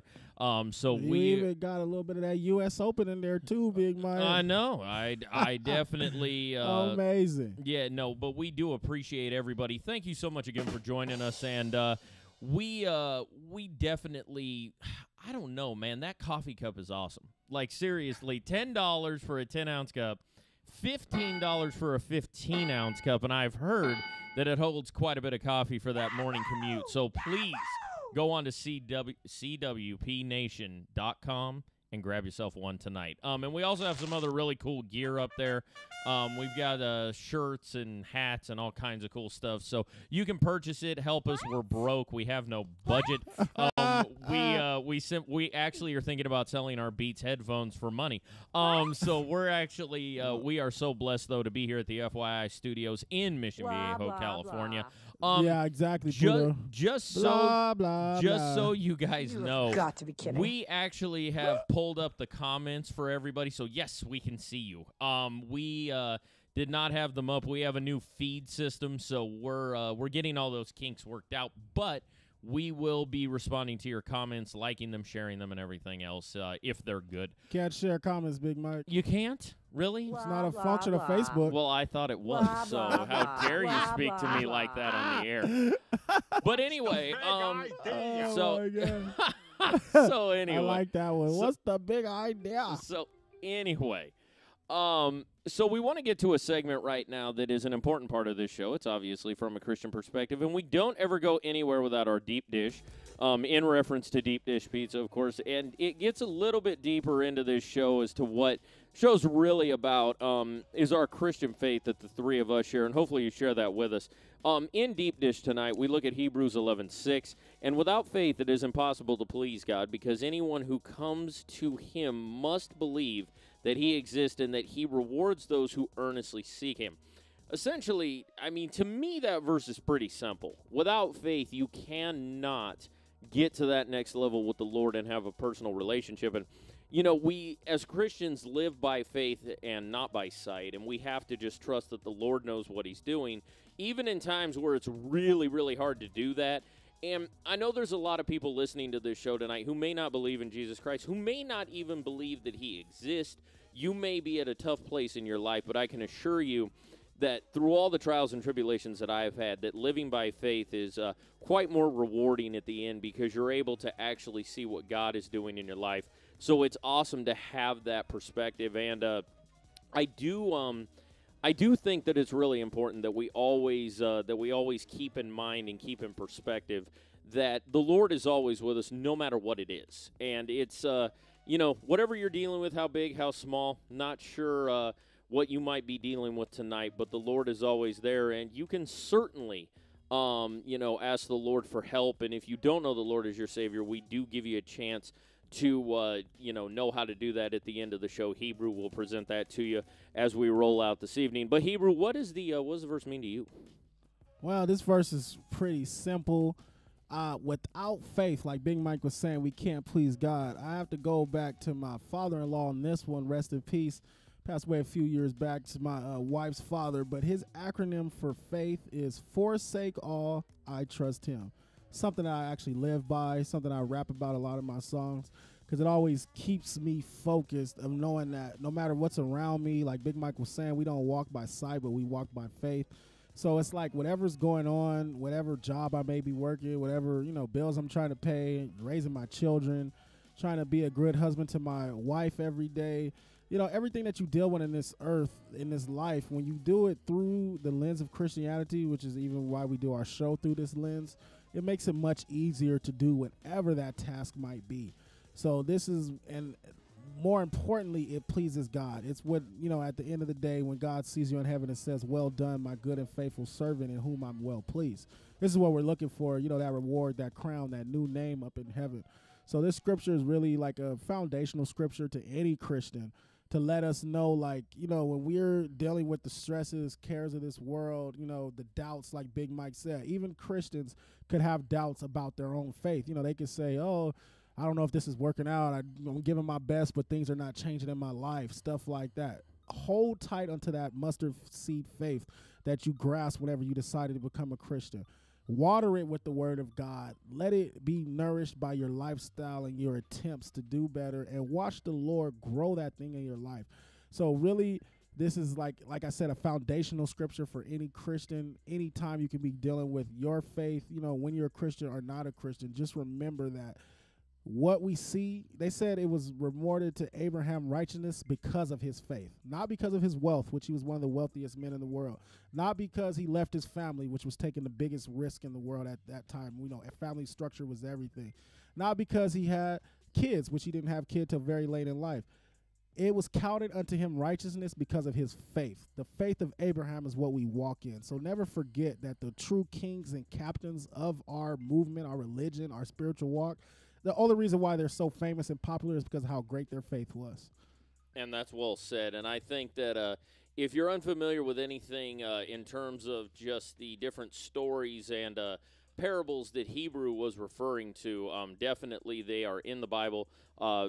Very easy all to over find. the Bible too, so it's kind of hard to reference each verse. No, it really is. So you get in there and study it, you'll find everything I'm talking about. We promise we're not lying to you. No, absolutely not. And just for those of you who are wondering, did the format of the show change again? Like we said when we came back, we actually have found a way now with our new feed system, now to be able to read the comments. So we appreciate you guys hanging in with us, making a few adjustments, but nevertheless, we will get back to reading your comments on air as long as they are appropriate, of course. So we wanted to go ahead and, Hebrew, what segment might we be getting into? Sweet and sour. Very nice. You had a look on your face like you had no idea what I was talking about. I was starting to get worried there. I must be a great actor because you know I know what you're talking about. Absolutely. Very nicely done. I do want to be a millionaire. Yes, thank you very much for that, Pluto. So one thing that I want to get to, and obviously we talked about this a little bit earlier in the show in regards to the Cavaliers, but now we're going to bring up specifically Kevin Pritchard, who is the GM of the Pacers, reportedly refused to trade Paul George to Cleveland because he wanted to trade George out of the East. What? Now, he could have ended up with Kevin Love, or he could have ended up with a few players from the Celtics, or he could have ended up, possibly with Avery Bradley since he was on the trading block, obviously. So here's the thing. He took considerably less from the Thunder and Sabonis and Oladipo to go ahead and make this trade happen so that he wouldn't be in the Eastern Conference. So, dude, are you sweet or sour on Pritchard's decision, Hebrew? We do have our board here, so let me get to work on that, Big Mike. I am definitely super sweet. Everybody out there on YouTube Live, Facebook Live, super sweet on it. I like where it's coming from. Sorry if you can't read this chicken scratch. I know it's hard sometimes. But I am super sweet on the idea. But this is why it's called sweet and sour, because I'm so sour on the fact that the Indiana Pacers are concerned about it, because it's not like they're going to be able to compete in the East without Paul George. Mm-hmm. So to me, it's like for them, it doesn't matter. But I do love the idea of saying, look, if I got to lose, a nuclear power, basically, in Paul George, I'm not going to give him, to my direct competition. I'll go ahead and send him over to the Western Conference. It's a great strategic idea. Make stuff better. But more to the point, on the sour side of things, why did you not get something back for Paul George? Well, and which you would have got out of the Eastern Conference. A Kevin Love or Avery Johnson, definitely worth it. You got nothing back. I mean, you got Victor Oladipo. Are you kidding me? Yeah, and here's the thing about that. For Paul George, Big Mike, Victor Oladipo. And that's actually. And who's the other guy? I can't even remember right now. You've got Sabonis in that trade as well. That's why I can't remember. Yeah, exactly. So here's my thing. Exactly, just like that old network, Pluto. I'm really sour on Pritchard's decision. I'm really, really, really sour on Pritchard's decision, but here's why. Pritchard, for me, and hi, Andy, hi, Jeremy. We do see you guys, but we definitely, my thing is why are you going to be so stubborn as to not trade him in the East? Because here's what you end up getting. You end up causing yourself a bigger headache, and you look terrible to your fans because you got back two guys who were literally going to be out of the NBA in 2 years. Like, they're not even guys you can build around. Sabonis probably only has 1 year on him. I mean, here's the thing. Oladipo can be a nice player, but the thing is he's got to have a pretty high volume of shots to give you 20 points a game. And the thing is, you traded him to the Thunder for the sake of keeping him out of the East. I got news for Kevin Pritchard. It didn't matter if you traded him to Siberia. You weren't going to be competitive in the East without him. That's my whole point. So if he goes to Cleveland, then, yeah, you're going to lose to Cleveland and you're going to lose to Paul George, but you would have possibly got Kevin Love, who at least is an all-star caliber You might player even in have got return. Kyrie Irving for Paul George. I'm not going to go for a one-year rental for Kyrie Irving, but I'm just saying it's within the realm of possibility that you could have garnered even a Kyrie. Sure, I mean we can go. You we can don't go need there. Kyrie. I mean, my thing is this: Indiana wasn't going to be competitive either way, and I thought that being stubborn to not have him in the same conference, that just doesn't make a lot of sense to me. I know Kevin Pritchard wanted him to go, and he's going to go west anyway So do you when he think goes to Kevin the Lakers. Love makes them more competitive? I think they're going to win more than 15 games with Kevin Love because the So as roster. they stand now, they're the new Lakers of the East. They're going to win 15 games if they're lucky. I mean, they're Indiana terrible. Pacers roster is. What's the kid's name they got with the little? You mean Miles Turner? Miles Turner is who they got right now. Yeah, Miles Turner is the only player on that team who is a formidable NBA basketball player. He's at the this only point. one, and he's too young to be formidable, but he's an NBA player. So that's my thing. I'm totally sour on it. Like, why would you ruin yourself like that? So now we're gonna move from a guy who didn't want to. Even the Clippers, before we move on, go got ahead. better pieces back for Chris Paul. Well, yeah. I mean, you can say he did. I mean, at least they got something back. I mean, seriously, you could have traded Paul George to a D-League team and gotten better players back Hey, than if they he would have got. traded him to the Defenders, they would have got Vanderblue. Shout out so, Vanderblue. So they might. You know what? Actually, to be honest, at this point, Paul George could have gone anywhere else and they would have gotten something decent for him. The fact that you traded him to Oklahoma City for two guys You didn't even take Steven Adams from him. Game over, At man. least get Steven Adams. Yeah, exactly. I mean, but here's the thing. Take Roberson. I just think he wanted to dump the weight. I don't think he wanted to worry about it. But to me, it just looks terrible to Indiana fans. But moving on. Honestly, I mean, obviously is the correct word I'm looking for. Doesn't moving on mean we go to the next topic? Obviously, the Pacers are in a major rebuild phase. That's the last thing I wanted to leave on there. Major They're in the middle of building a new house. What movie did you say you loved on the way up here? Demolition Man? Yeah, exactly. So they have demolished their entire chances of doing anything. Instead of calling him an owner, just call him Demolition Man. Yeah, fair enough. That's actually a good name for Kevin Pritchard at this point. So last night, Lonzo Ball played his first real NBA game, and so much is being made of this. First of all, that was not a real NBA game, Mike. Well, it's with guys who technically could be NBA players. So it is NBA action. Are you kidding me, Big Mike? Can I finish the question? Are you good with that? Name a starting five that you can make from both of those teams in the NBA. Right now?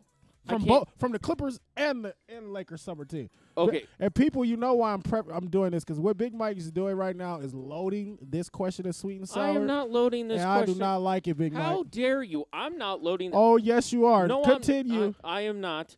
So anyway, as you can see, people, he didn't get a starting five out of that cast of characters. Lonzo Ball last night played his first real NBA action against people that might make a roster.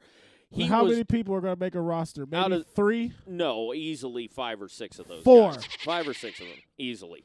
I know the Lakers need to sign Vanderblue. Oh, goodness gracious. I mess with Anyway, Vanderblue. so now, Pluto, am I allowed to finish this question, or am I just like? Do you want to read it instead? Pluto's over there asleep because he doesn't have his CWP coffee cup yet. Obviously, so he needs to get that 15-ounce one for $15. But so he was 2 for 15 from the field and looked awful on defense. Oh my God! LeVar also, his own father, who's the mouthpiece, said that.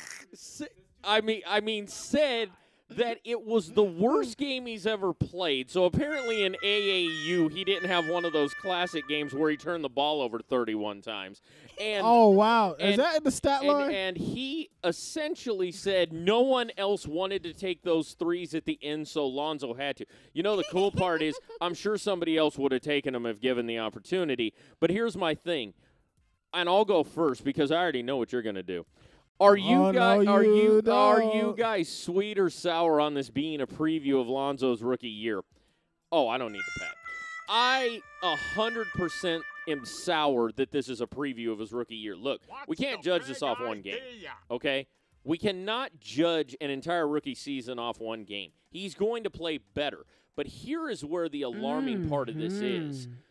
He is definitely – wow. He is definitely going to be one of these guys who is going to be in the spotlight, and he's in the spotlight because of his father. It had nothing to do with the fact that Lonzo is a bad basketball player or anything like that. However, what we have to get to is this. The simple fact is that Lonzo shot poorly. He turned the ball over as many times as he assisted, got a couple rebounds, but this is against guys who aren't even – you just brought up and made a great point for this. These are guys who are not playing in the league. These are guys who are not going to play pro basketball. And I'm to the point where you have to perform way better than he did last night in a summer league game. And you brought up nerves earlier off the air, which is fine. It's just it was a really, really, really poor performance.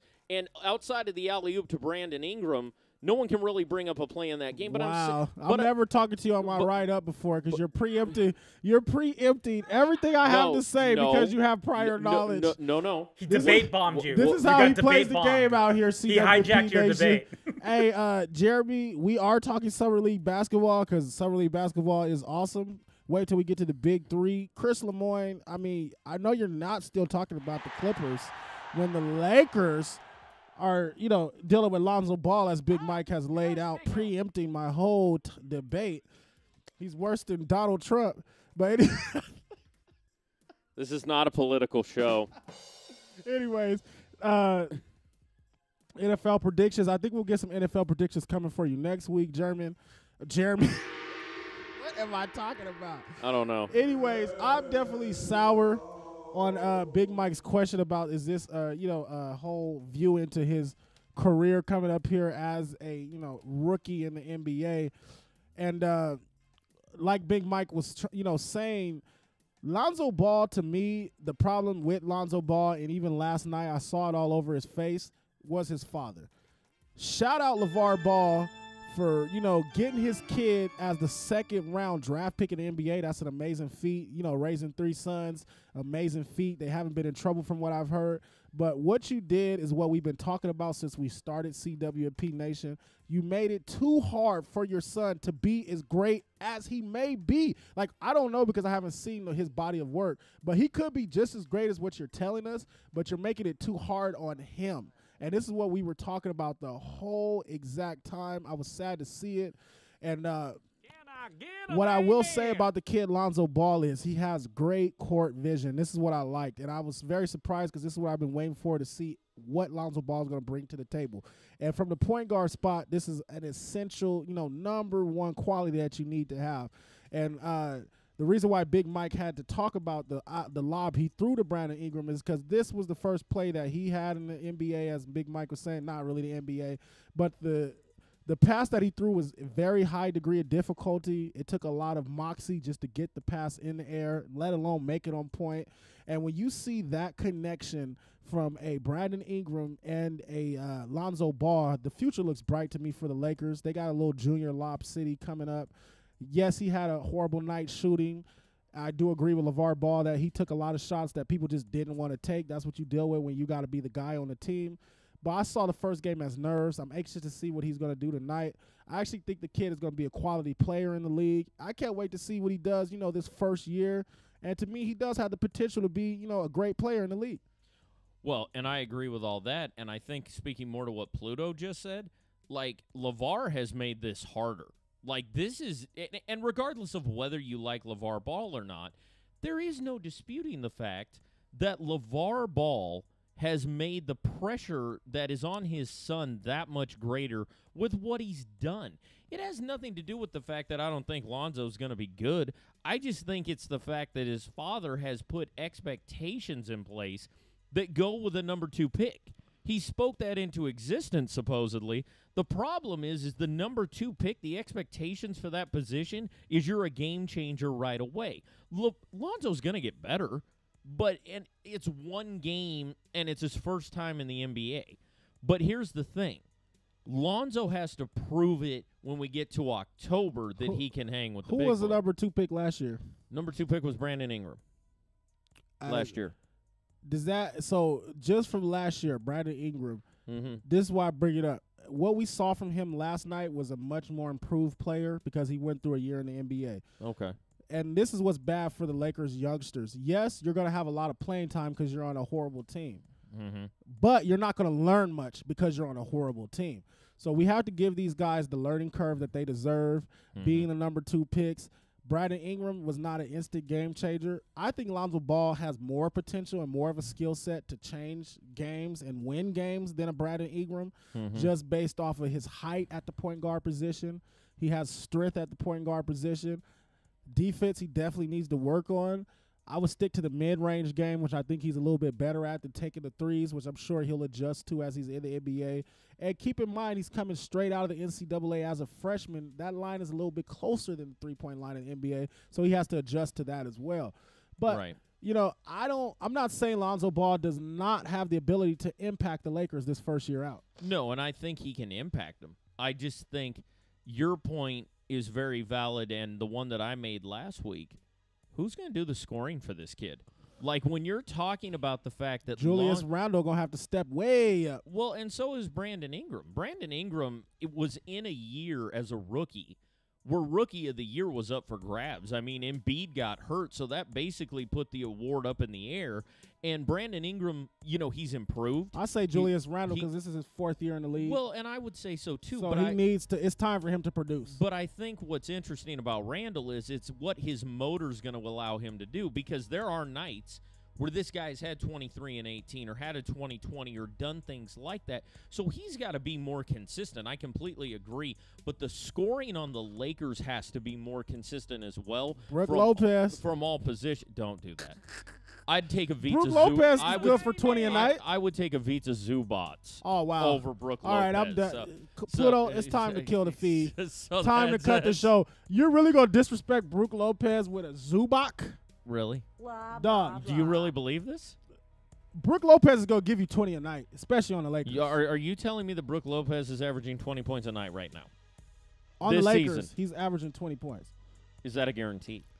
That's a Hebrew guarantee. Okay, so you're telling me that Brook Lopez, who literally got traded by his team for absolutely nothing, is Timofey Mozgov, D'Angelo Russell, those are great pieces. D'Angelo Russell is a great piece if you want a backstabbing video posted on Instagram. But my thing is this. D'Angelo Russell is going to have a better career in New Jersey. There's no doubt about that. I don't think Brook Lopez is a 20-a-point-a-night guy. I think he might be between 15 and 18. I'm telling you, with these Lakers, Lonzo Ball is going to dump it off down low, and he's going to work, you know, from that high post to that low post, Brook Lopez can handle himself. So I'm thinking with him and Julius Randle, that's why I brought up Julius Randle, because I think they have a nice 1-2 punch right there in the front court. Okay. If Julius Randle does do. If Julius Randle gives you 20 points a night, which he definitely should be doing. I know Brook Lopez is a little far-fetched for 20 points, but Julius Randle should definitely be giving you 20 points a night. And I'll buy Julius Randle on that. He should give you 20 points. Ingram gives you 15 points a night.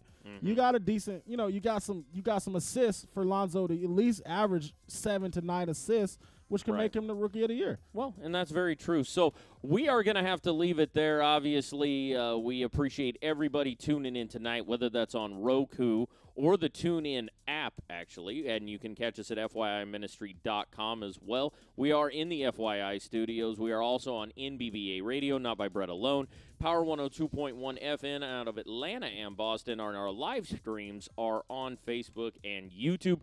We will be right back. We're up against it. Our final break is right now, and we'll be back with more Sweet and Sour after the break. This is CWMP on a Saturday night. Peace. Well, I guess he did promise us suffering, here at least. I mean, it makes sense. Why would one of God's children be having a ball on Satan's playground? The more I get like him, the more I hate it here. Father, how long before we lead this? Place full of sin and misery, got me feeling weak and defeated. Wondering how long will it be before we get to see Jesus? Living here got me feeling weird, I ain't fitting in, I'm geeking.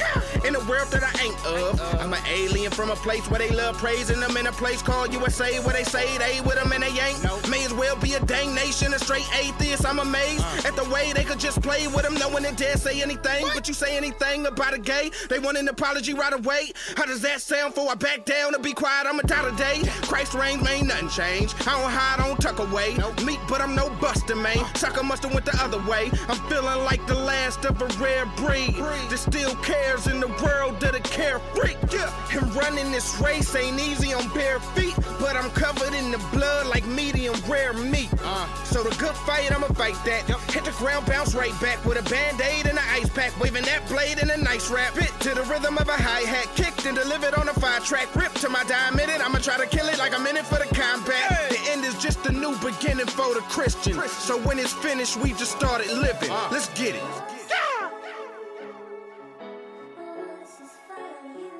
I'ma keep it 100 with you. I don't really know what she's saying on this hook like that, so I'm just gonna talk over this joint. And then in about another bar, you gonna come in like, right? I feel like Daniel in the lion's den. Patiently waiting, face been mistaken. I'm alienated, all in the sight of men. But I got this heightened sense to rely on him. How can I pretend? I simply chose a side. Either David or Goliath's men. What would make a man choose a slingshot over a sword today? I'd say the one who swings it is the more important thing. But the more I pray for the Lord to shape me for that important day when the organs play in the morgue, I lay in my corpse decay with the Lord to say, well done, my faithful son. This rest will better suit you. Will he say, depart from me because I never knew you? Well, the answer's crucial, because whenever the cancer chews you alive and the doctor describes the terminal chance to lose you in the 5th stage, and it cuts deeper than switchblades to a rib cage. I've been saying I got a disdain for this here game, but the kid's aim is to spit flames, put his name on display and make a swift change in a ship main for the big gang.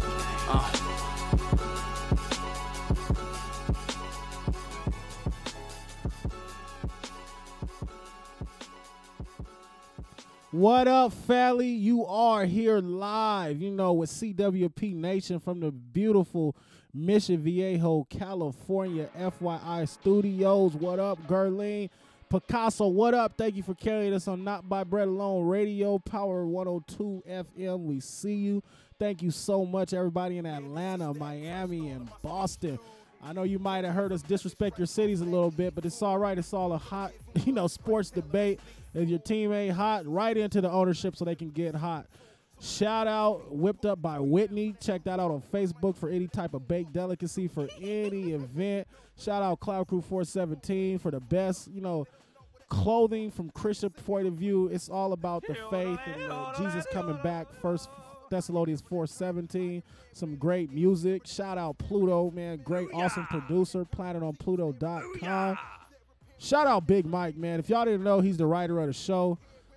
Boy is awesome. He puts in all this hard work, all these topics, hours upon hours that he puts in every week.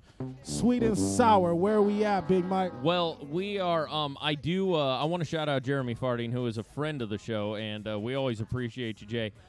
Jeremy was saying earlier that Andrew Luck's contract had a $70 million guarantee, so I went ahead and double-checked. I indeed quoted it at $87 million, and that's what ESPN has it at, is $87 million. So, Jay, if you have a different source for that, please let me know, buddy. I will be more than happy to take a look at it. But from what I have read, it is $87 million. So, I wanted to go ahead and get that. That's a whole $86,999,000 more than we have on this show. If you like the sponsor, come on, hit us up. No doubt. And I am, let's see, Chris, if he did say, if he said car, I apologize. If it's $70 million guaranteed, okay. So we'll get that all ironed out. Anyway. Y'all need to talk about this off air, Big Mike. We only got 30 minutes left. Okay, well, fair enough. So we wanted to go to the next part of Sweet and Sour, and with Paul George headed to OKC and Paul Millsap heading to Denver, the Eastern Conference has gotten considerably weaker. Are you sweet or sour on Cleveland actually being the real winner in free agency, Hebrew, and they didn't even do anything necessarily that was a big move or what have you. How do you feel about the Cavaliers being the winner doing nothing? Sour. Okay. Like I said, we were going over this, in our pre-show meeting. One of the best pre-show meetings of all of radio, I should say. Yeah. But anyways, you don't get to say you won for not playing the game. I mean, I don't understand that at all. So I'm definitely sour on that. Cleveland Cavaliers definitely needed to get better as they fell short of the championship last year. So it doesn't really sound good that you needed to get better, but you didn't get better. So that means you're not winning the championship again. A lot of rockiness home in Cleveland Cavalier home. The Akron kid probably won't be there much longer. On top of that, I would have to give the best offseason in the Eastern Conference probably to the Boston Celtics. I mean, of course they gave up some, but if their gamble pays off with Gordon Hayward, you got the potential to have, today's Larry Bird on your team. You got the potential to have a really dynamic figure for Boston. So, in my opinion, just taking a risk, playing the game, I would have to give the best Eastern Conference offseason to Boston. And, they say high risk, high reward. They definitely took a risk. They let go a great piece of the Avery Bradley. I'm not sure I would have did it, but, I would have to give it to the Boston Celtics so far. And the worst offseason we would have to give to the Indiana Pacers. Well, I'm going to tell you why I'm actually sweet on this, because here's where I'm at with this one. The Cleveland Cavaliers did absolutely nothing in order to increase their stock, yet they have won the Eastern Conference the last 3 seasons. Furthermore, I'm not giving Boston anything. Won the Eastern Conference? Yeah, the Cleveland Cavaliers have won the Eastern Conference the last 3 seasons. They've been to the NBA Finals 3 years in a row. Oh, I know what you're saying. I thought you were talking about regular season record. No. So they've been to the NBA Finals now 3 years in a row, and the thing is about this is that man, these sound effects are killing me tonight. What? The thing is about it, Hebrew, is the East got weaker, which means they have less competition to compete with going down the road. And Paul George left, Paul Millsap left. Yeah, Gordon Hayward's kind of a wash in Boston, so I can't give them the best. If I'm going to give somebody the best offseason, it's going to be the Houston Rockets because they acquired, according to you, the best pure point guard in the game in Chris Paul. So it's one of those things where the East got worse, and Cleveland has proven with a stronger Eastern Conference, if you can call it that, they've won it 3 straight years. Now it's worse, and they have the exact same team, essentially. So I think they win free agency without really doing anything. However, I'll preface it with this. Their front office mess that they have right now and the whole ownership between LeBron going back and forth, that could cost them, and that could open the door for Boston or Washington.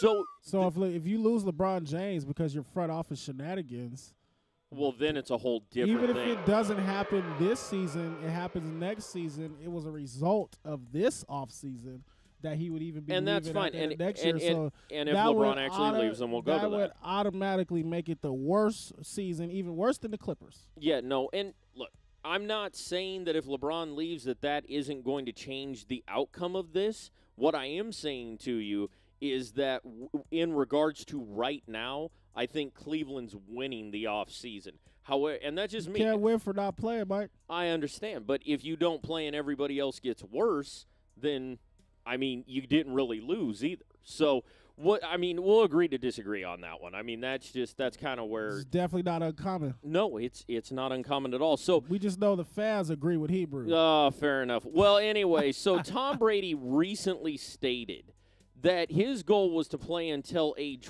45, which most feel that if he does it, he'll play at a high level, and the Pats will continue to run the table over that period of time. Are you sweet or sour, Hebrew, that if he plays for the next 5 years in New England, they're going to run the table? I'm going to have to go with sour on this one. I know Tom Brady is an awesome talent. He's been great for the last few decades here. But the fact remains that Father Time is not inescapable. You're not going to be able to outrun him forever, Mr. Brady. And I really don't recommend that you play into 45s because you're going to be in more copper commercials than Brett Favre. You will have one good hit.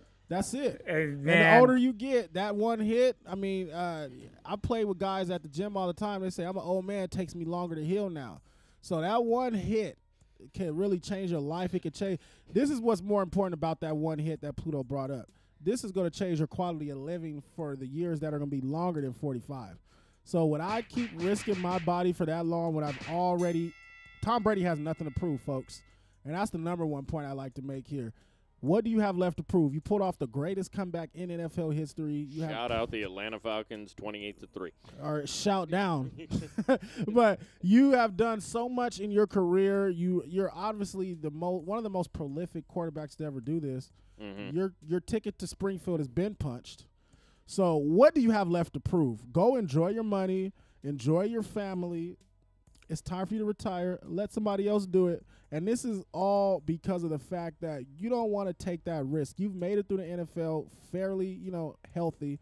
So I would go ahead and, while I'm up, cash it out. Don't risk it, and don't risk tarnishing your legacy by being bad by the age 45.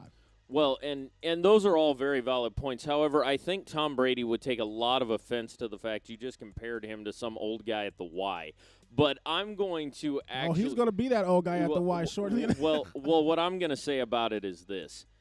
I'm actually sour on it because I don't think Brady's going to make it 5 more years, and I have a very specific reason for that. That's a long 5 years, because I don't think Belichick's going to be coaching for 5 more years, and here's why. Bill Belichick is literally the greatest coach on paper right now outside of breaking Don Shula's wins record that we've ever had in the NFL. So the thing is that Belichick being older now, 5 years, he'll be 70 years old. Will he still be coaching at that point? I think they win another Super Bowl. He's going to be considering the fact that he's probably just going to want to retire and fish.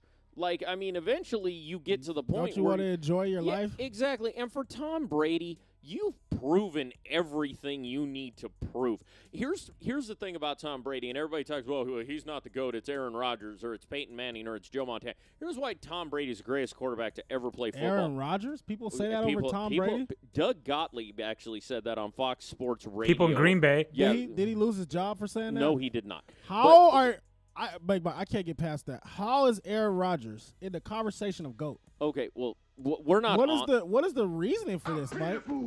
No, I don't know what the reasoning is. Something to do with his touchdown to interception ratio, but that isn't the point. Here's where I'm at. Disrespectful to the term. Tom Brady. Look, Dan Marino's my boy. He always was growing up. He had all the records, but you had guys like Montana that had all the rings. Elway won back-to-back at the end of his career.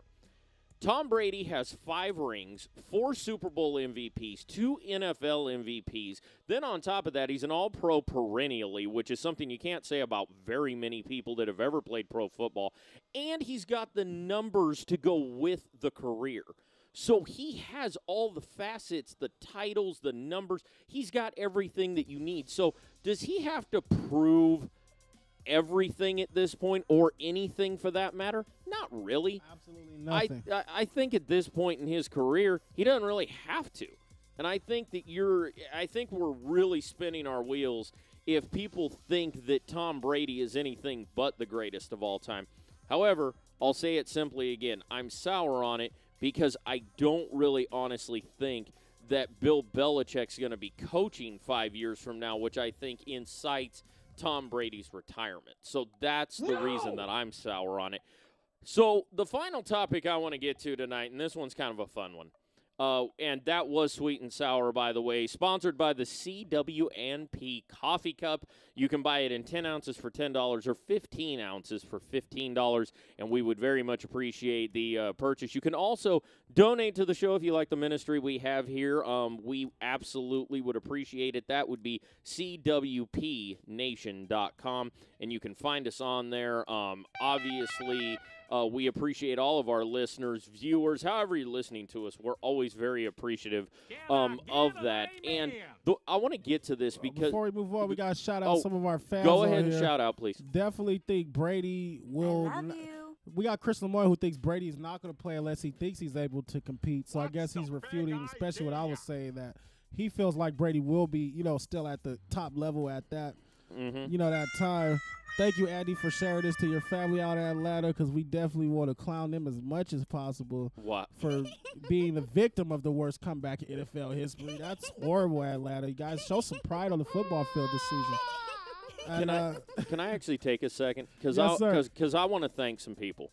I want to thank Jeremy Farding, Chris Lemoyne, Andy Raven, Alicia Wexler, obviously Pluto, Hebrew, everybody who makes this show possible. This is, yes, it is blah, blah, blah to these guys. But to our fans, to everybody listening, thank you so much for making CWMP really what it is. Because without the interaction, without you guys chiming in, tuning in, making the show interactive, the show doesn't even matter. You know, we've had a couple weeks where we haven't gotten to the comments quite as much as we have in the past. The reason for that, obviously, is a new format. We have figured that out. So going forward, we're going to do that. But we really, again, do appreciate you guys. So thank you all, however you're listening, watching, or otherwise. And I want to go ahead and get to this thing. Now, do you know what tip shaming is? Oh, of course. Do you know what tip money, tipping people, Pluto? Of course I do. I'm a Grubhub driver, Big Mike. So am I. So anyway, so Andre Robertson of the Oklahoma City Thunder, who can't shoot a free throw but plays pretty good defense. And before you get started, please remember, folks, he just got cashed out. Yeah. 3 years, $30 million for a guy who shoots free throws worse than DeAndre Jordan. But here is what I want to get to. And can't block a shot. No. So my thing, at least DeAndre grabs 20 boards a game. He's going to get you 20 boards. He's going to block 2 shots. Correct. So Andre Robertson apparently paid $487 and some change for something, whether it be bottle service, a meal, or what have you. And he ended up tipping the waiter $14 on a $500 bill. I don't care if it's bottle service or a meal or whatever. He just made $30 million. He just made $30 million. And the guy actually put on Twitter, "You just made $30 million on your contract. You're trash." What? And showed the receipt and took a picture of it. What? Now, personally, I think the guy should honestly be given a raise because calling people out for being cheap is hilarious. And social media just gives everybody more of an outlet to do that. But let me ask a question. Should athletes and famous people who you know their contract numbers, should you really be tip shaming them? Because it's probably not a great look. You think it's a little bit bitter, or do you approve? I would start my response to this as shout out to whoever that waitress was who did the tweet. I'm very appreciative that you did it. It's ridiculous. Like, people who work in this industry of food service, like me and Big Mike, we do as well, you know, both driving for Grubhub. When you don't tip somebody who's working very hard, it's very disrespectful.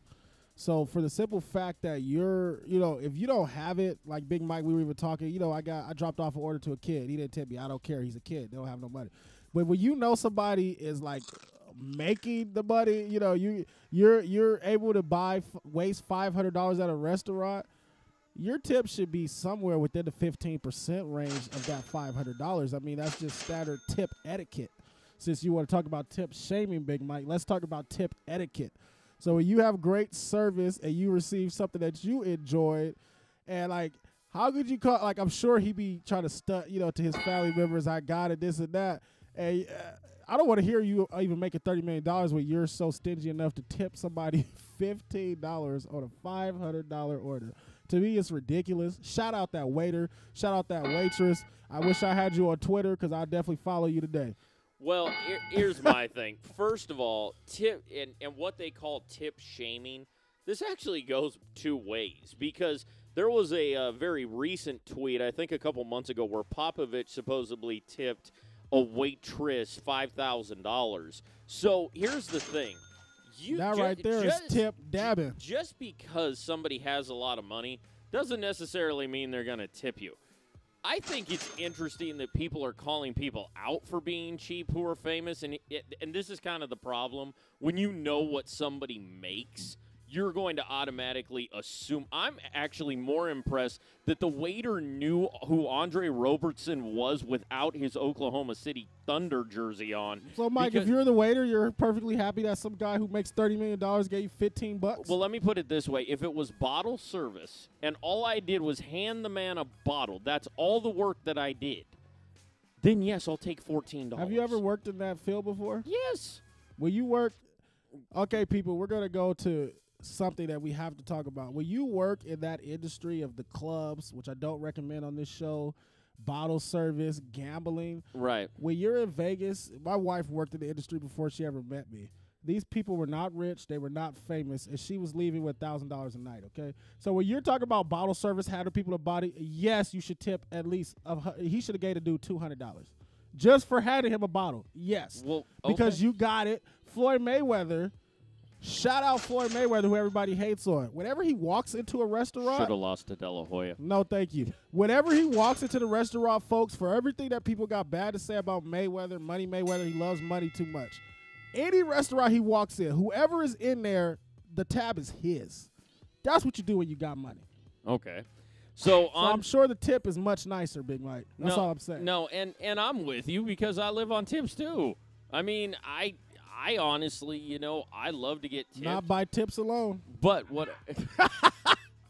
But what I can't believe that you're even on the side of this, Big Mike, being a service industry employee. This is really disappointing right now. But here's what I'm saying. The fact of the matter is that tip shaming is more funny to me than it is anything else because it is it's amazing to me that people are so angry. Haven't you delivered to a famous person before, Mike? Yes, I have, as a matter of fact. And wasn't the tip awesome? The tip was amazing. So we're done here. Where's the next point? He tipped he tipped me more than the order was for. That's what you're supposed to do when you got it. So you're telling me Andre Robertson should have tipped this guy $1,000? You should have gave him a G-ball. You want him to get? He didn't even pay $500 for the liquor. What? But you got it. And this guy doesn't. And that's called being nice. Wow.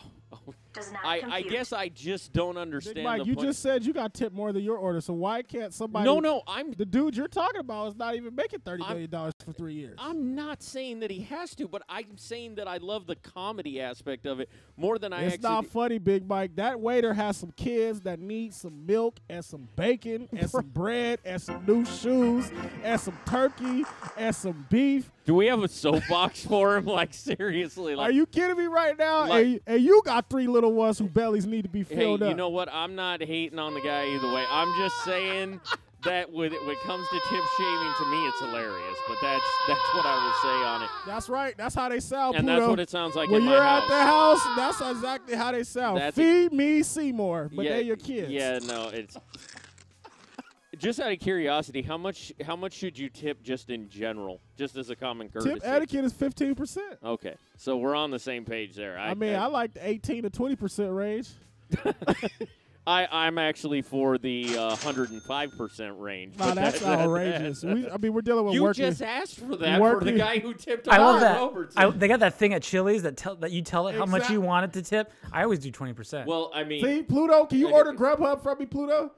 I would if you guys weren't doing Grubhub on Mars, you two. Who even knows they have? Is anywhere outside of Orange County Mars? No. Yes. Yeah, it's hot as Mars. I wish we lived in Orange County. Yeah. I'm more. Who even know they had roads over there to drive through to do Grubhub? Half the roads are dirt roads, Pluto. Don't hate. Hey, Pluto. I have a quick question. You know what we forgot to do this with? Hey. You know what we forgot? It has been a great show, people. We're totally off of sports right now, but I love it. Do you know what we forgot? We forgot to get him a new phone book this week. I think it's a little wore out, so he can actually see the computer screen. Oh, wow. So we'll. He lost a couple pages, huh? Probably, but that's. I mean, he was a few pages short to begin with, but that's okay. No, what? Did I just get the fart noise? Really? Hey, Jeremy, we understood he just gave him a bottle. He just gave him a bottle, but I'm telling you, if it's me, Jeremy, let me tell you this, Jeremy. Let CWP Nation sign a 3-year, $30 million deal with somebody, and you'll see how well I'll tip you just for being a great fan of our show, Jeremy. Wow, that's a very generous offer. I think that's I honestly think that would happen too. Like I'm not sure it's out of the realm of possibility, Mike. No, we'll definitely, if we ever make that kind of money, we'll be letting our people know how much we appreciate them. But we are sadly coming to the end of another edition of CWNP. And Pluto, do you have anything to add to this madness tonight? Do you have anything you'd like to cover in our last 2 minutes? No, although Cody Bellinger walk off. How do you say it? Say it home run. No. It was a walk. Oh, it was a walk so off. It's a walk-off walk. Walk-off walk. That's what I'm trying to say. Yeah, no. So the Dodgers beat the Royals tonight with a walk-off walk. Go Blue. Believe it or not, that's not the first time I've ever heard of that happening. I think it just happened like last week. Yeah, something like that. Something like that happened. No, and the interesting thing about Cody Bellinger is we're talking about Aaron Judge earlier in the show. I actually think Cody Bellinger could very possibly be the NL MVP this year. That's my boy. And he is playing lights, and he's a true rookie. Baseball has MVPs for divisions? Yes, baseball has 2 MVPs. Where have you been? Baseball has MVPs for the day. First of all, I don't watch. They have baseball Player of the like Week that, too. Obviously. They have divisional MVPs. Yes, for the AL and the NL. Horrible. Speaking of that, Pluto, do you know who the first man to ever win an MVP in both divisions was? Barry Bonds. Not Junior. No, 1960s. Oh wow, that's too far. Jackie Robinson? Pistol Pete. Jackie No, Robinson? that would be. No, Jackie Robinson is incorrect. It's Frank Robinson, actually. He won it for. So you had the last name right. Brother of Jackie. No. He actually won it for the Reds and for the Baltimore Orioles. Oh man. So nice. yeah, so that yes, but they have separate MVPs, buddy. That's crazy. It's been another great show. Thank you everybody out there. Internet, on the radio, the terrestrial radio, the internet radio, Facebook Live, YouTube Live, Roku, TuneIn, FYI, Power 102, Not by Bread Alone Radio, Whipped Up by Whitney, Cloud Group 417, PlatterOPluto.com. If you drink coffee, even when you're going to Starbucks. And we know you do, people. Even when you're going to Starbucks, you get their cup and you pour it into the chicken wings and pizza cup. That's how you do it. Then when you're at work, they're going to be like, what is that cool logo on your cup? And that opens the door for you to share it with your friends. And where can they get that cool cup? We can get it right there on CWPNation.com. Find all the links to purchase that. Like we always do here at CWP Nation, if you're not a Christian and you like to be a Christian, it's very simple, people. Just believe that Jesus Christ is your Lord and Savior, that he came down from his throne in heaven. He was beat, chastised, bruised, hung on a cross for your sins and your iniquities. And after that, he spent those 3 days, rose again with all power and glory in his right hand, defeated death and the grave. After that, go out and tell somebody. Make that public confession. Boom, bing, bam, you're in the family. Don't worry about nothing because the Holy Spirit will clean you, fix you up. God bless you and all of your families, all of our brothers and sisters in Christ. We see you, we love you, and we'll be back next week. Same bat time, same bat channel. Good night, everybody. Thank you so much again. This is Big Mike signing out. Hold on, Pluto. Don't cut us out. I got to do a special shout-out. Shout-out Rashida, Imani, Krista. If y'all don't know, my daughter just went into the Army, man. Been a tough time at the house. Shout out Autumn, Imani, my wife Rashida. Shout out Whitney. Shout out Hannah. The other 2 kids' names I can't remember. I'm doing bad. Abby. Mike and Abby. Michael and Abby. Sorry about that. I really want to thank our families. Y'all let us come out here for these hours every week. We love you. We'll be home soon, everybody. Love you. Good night.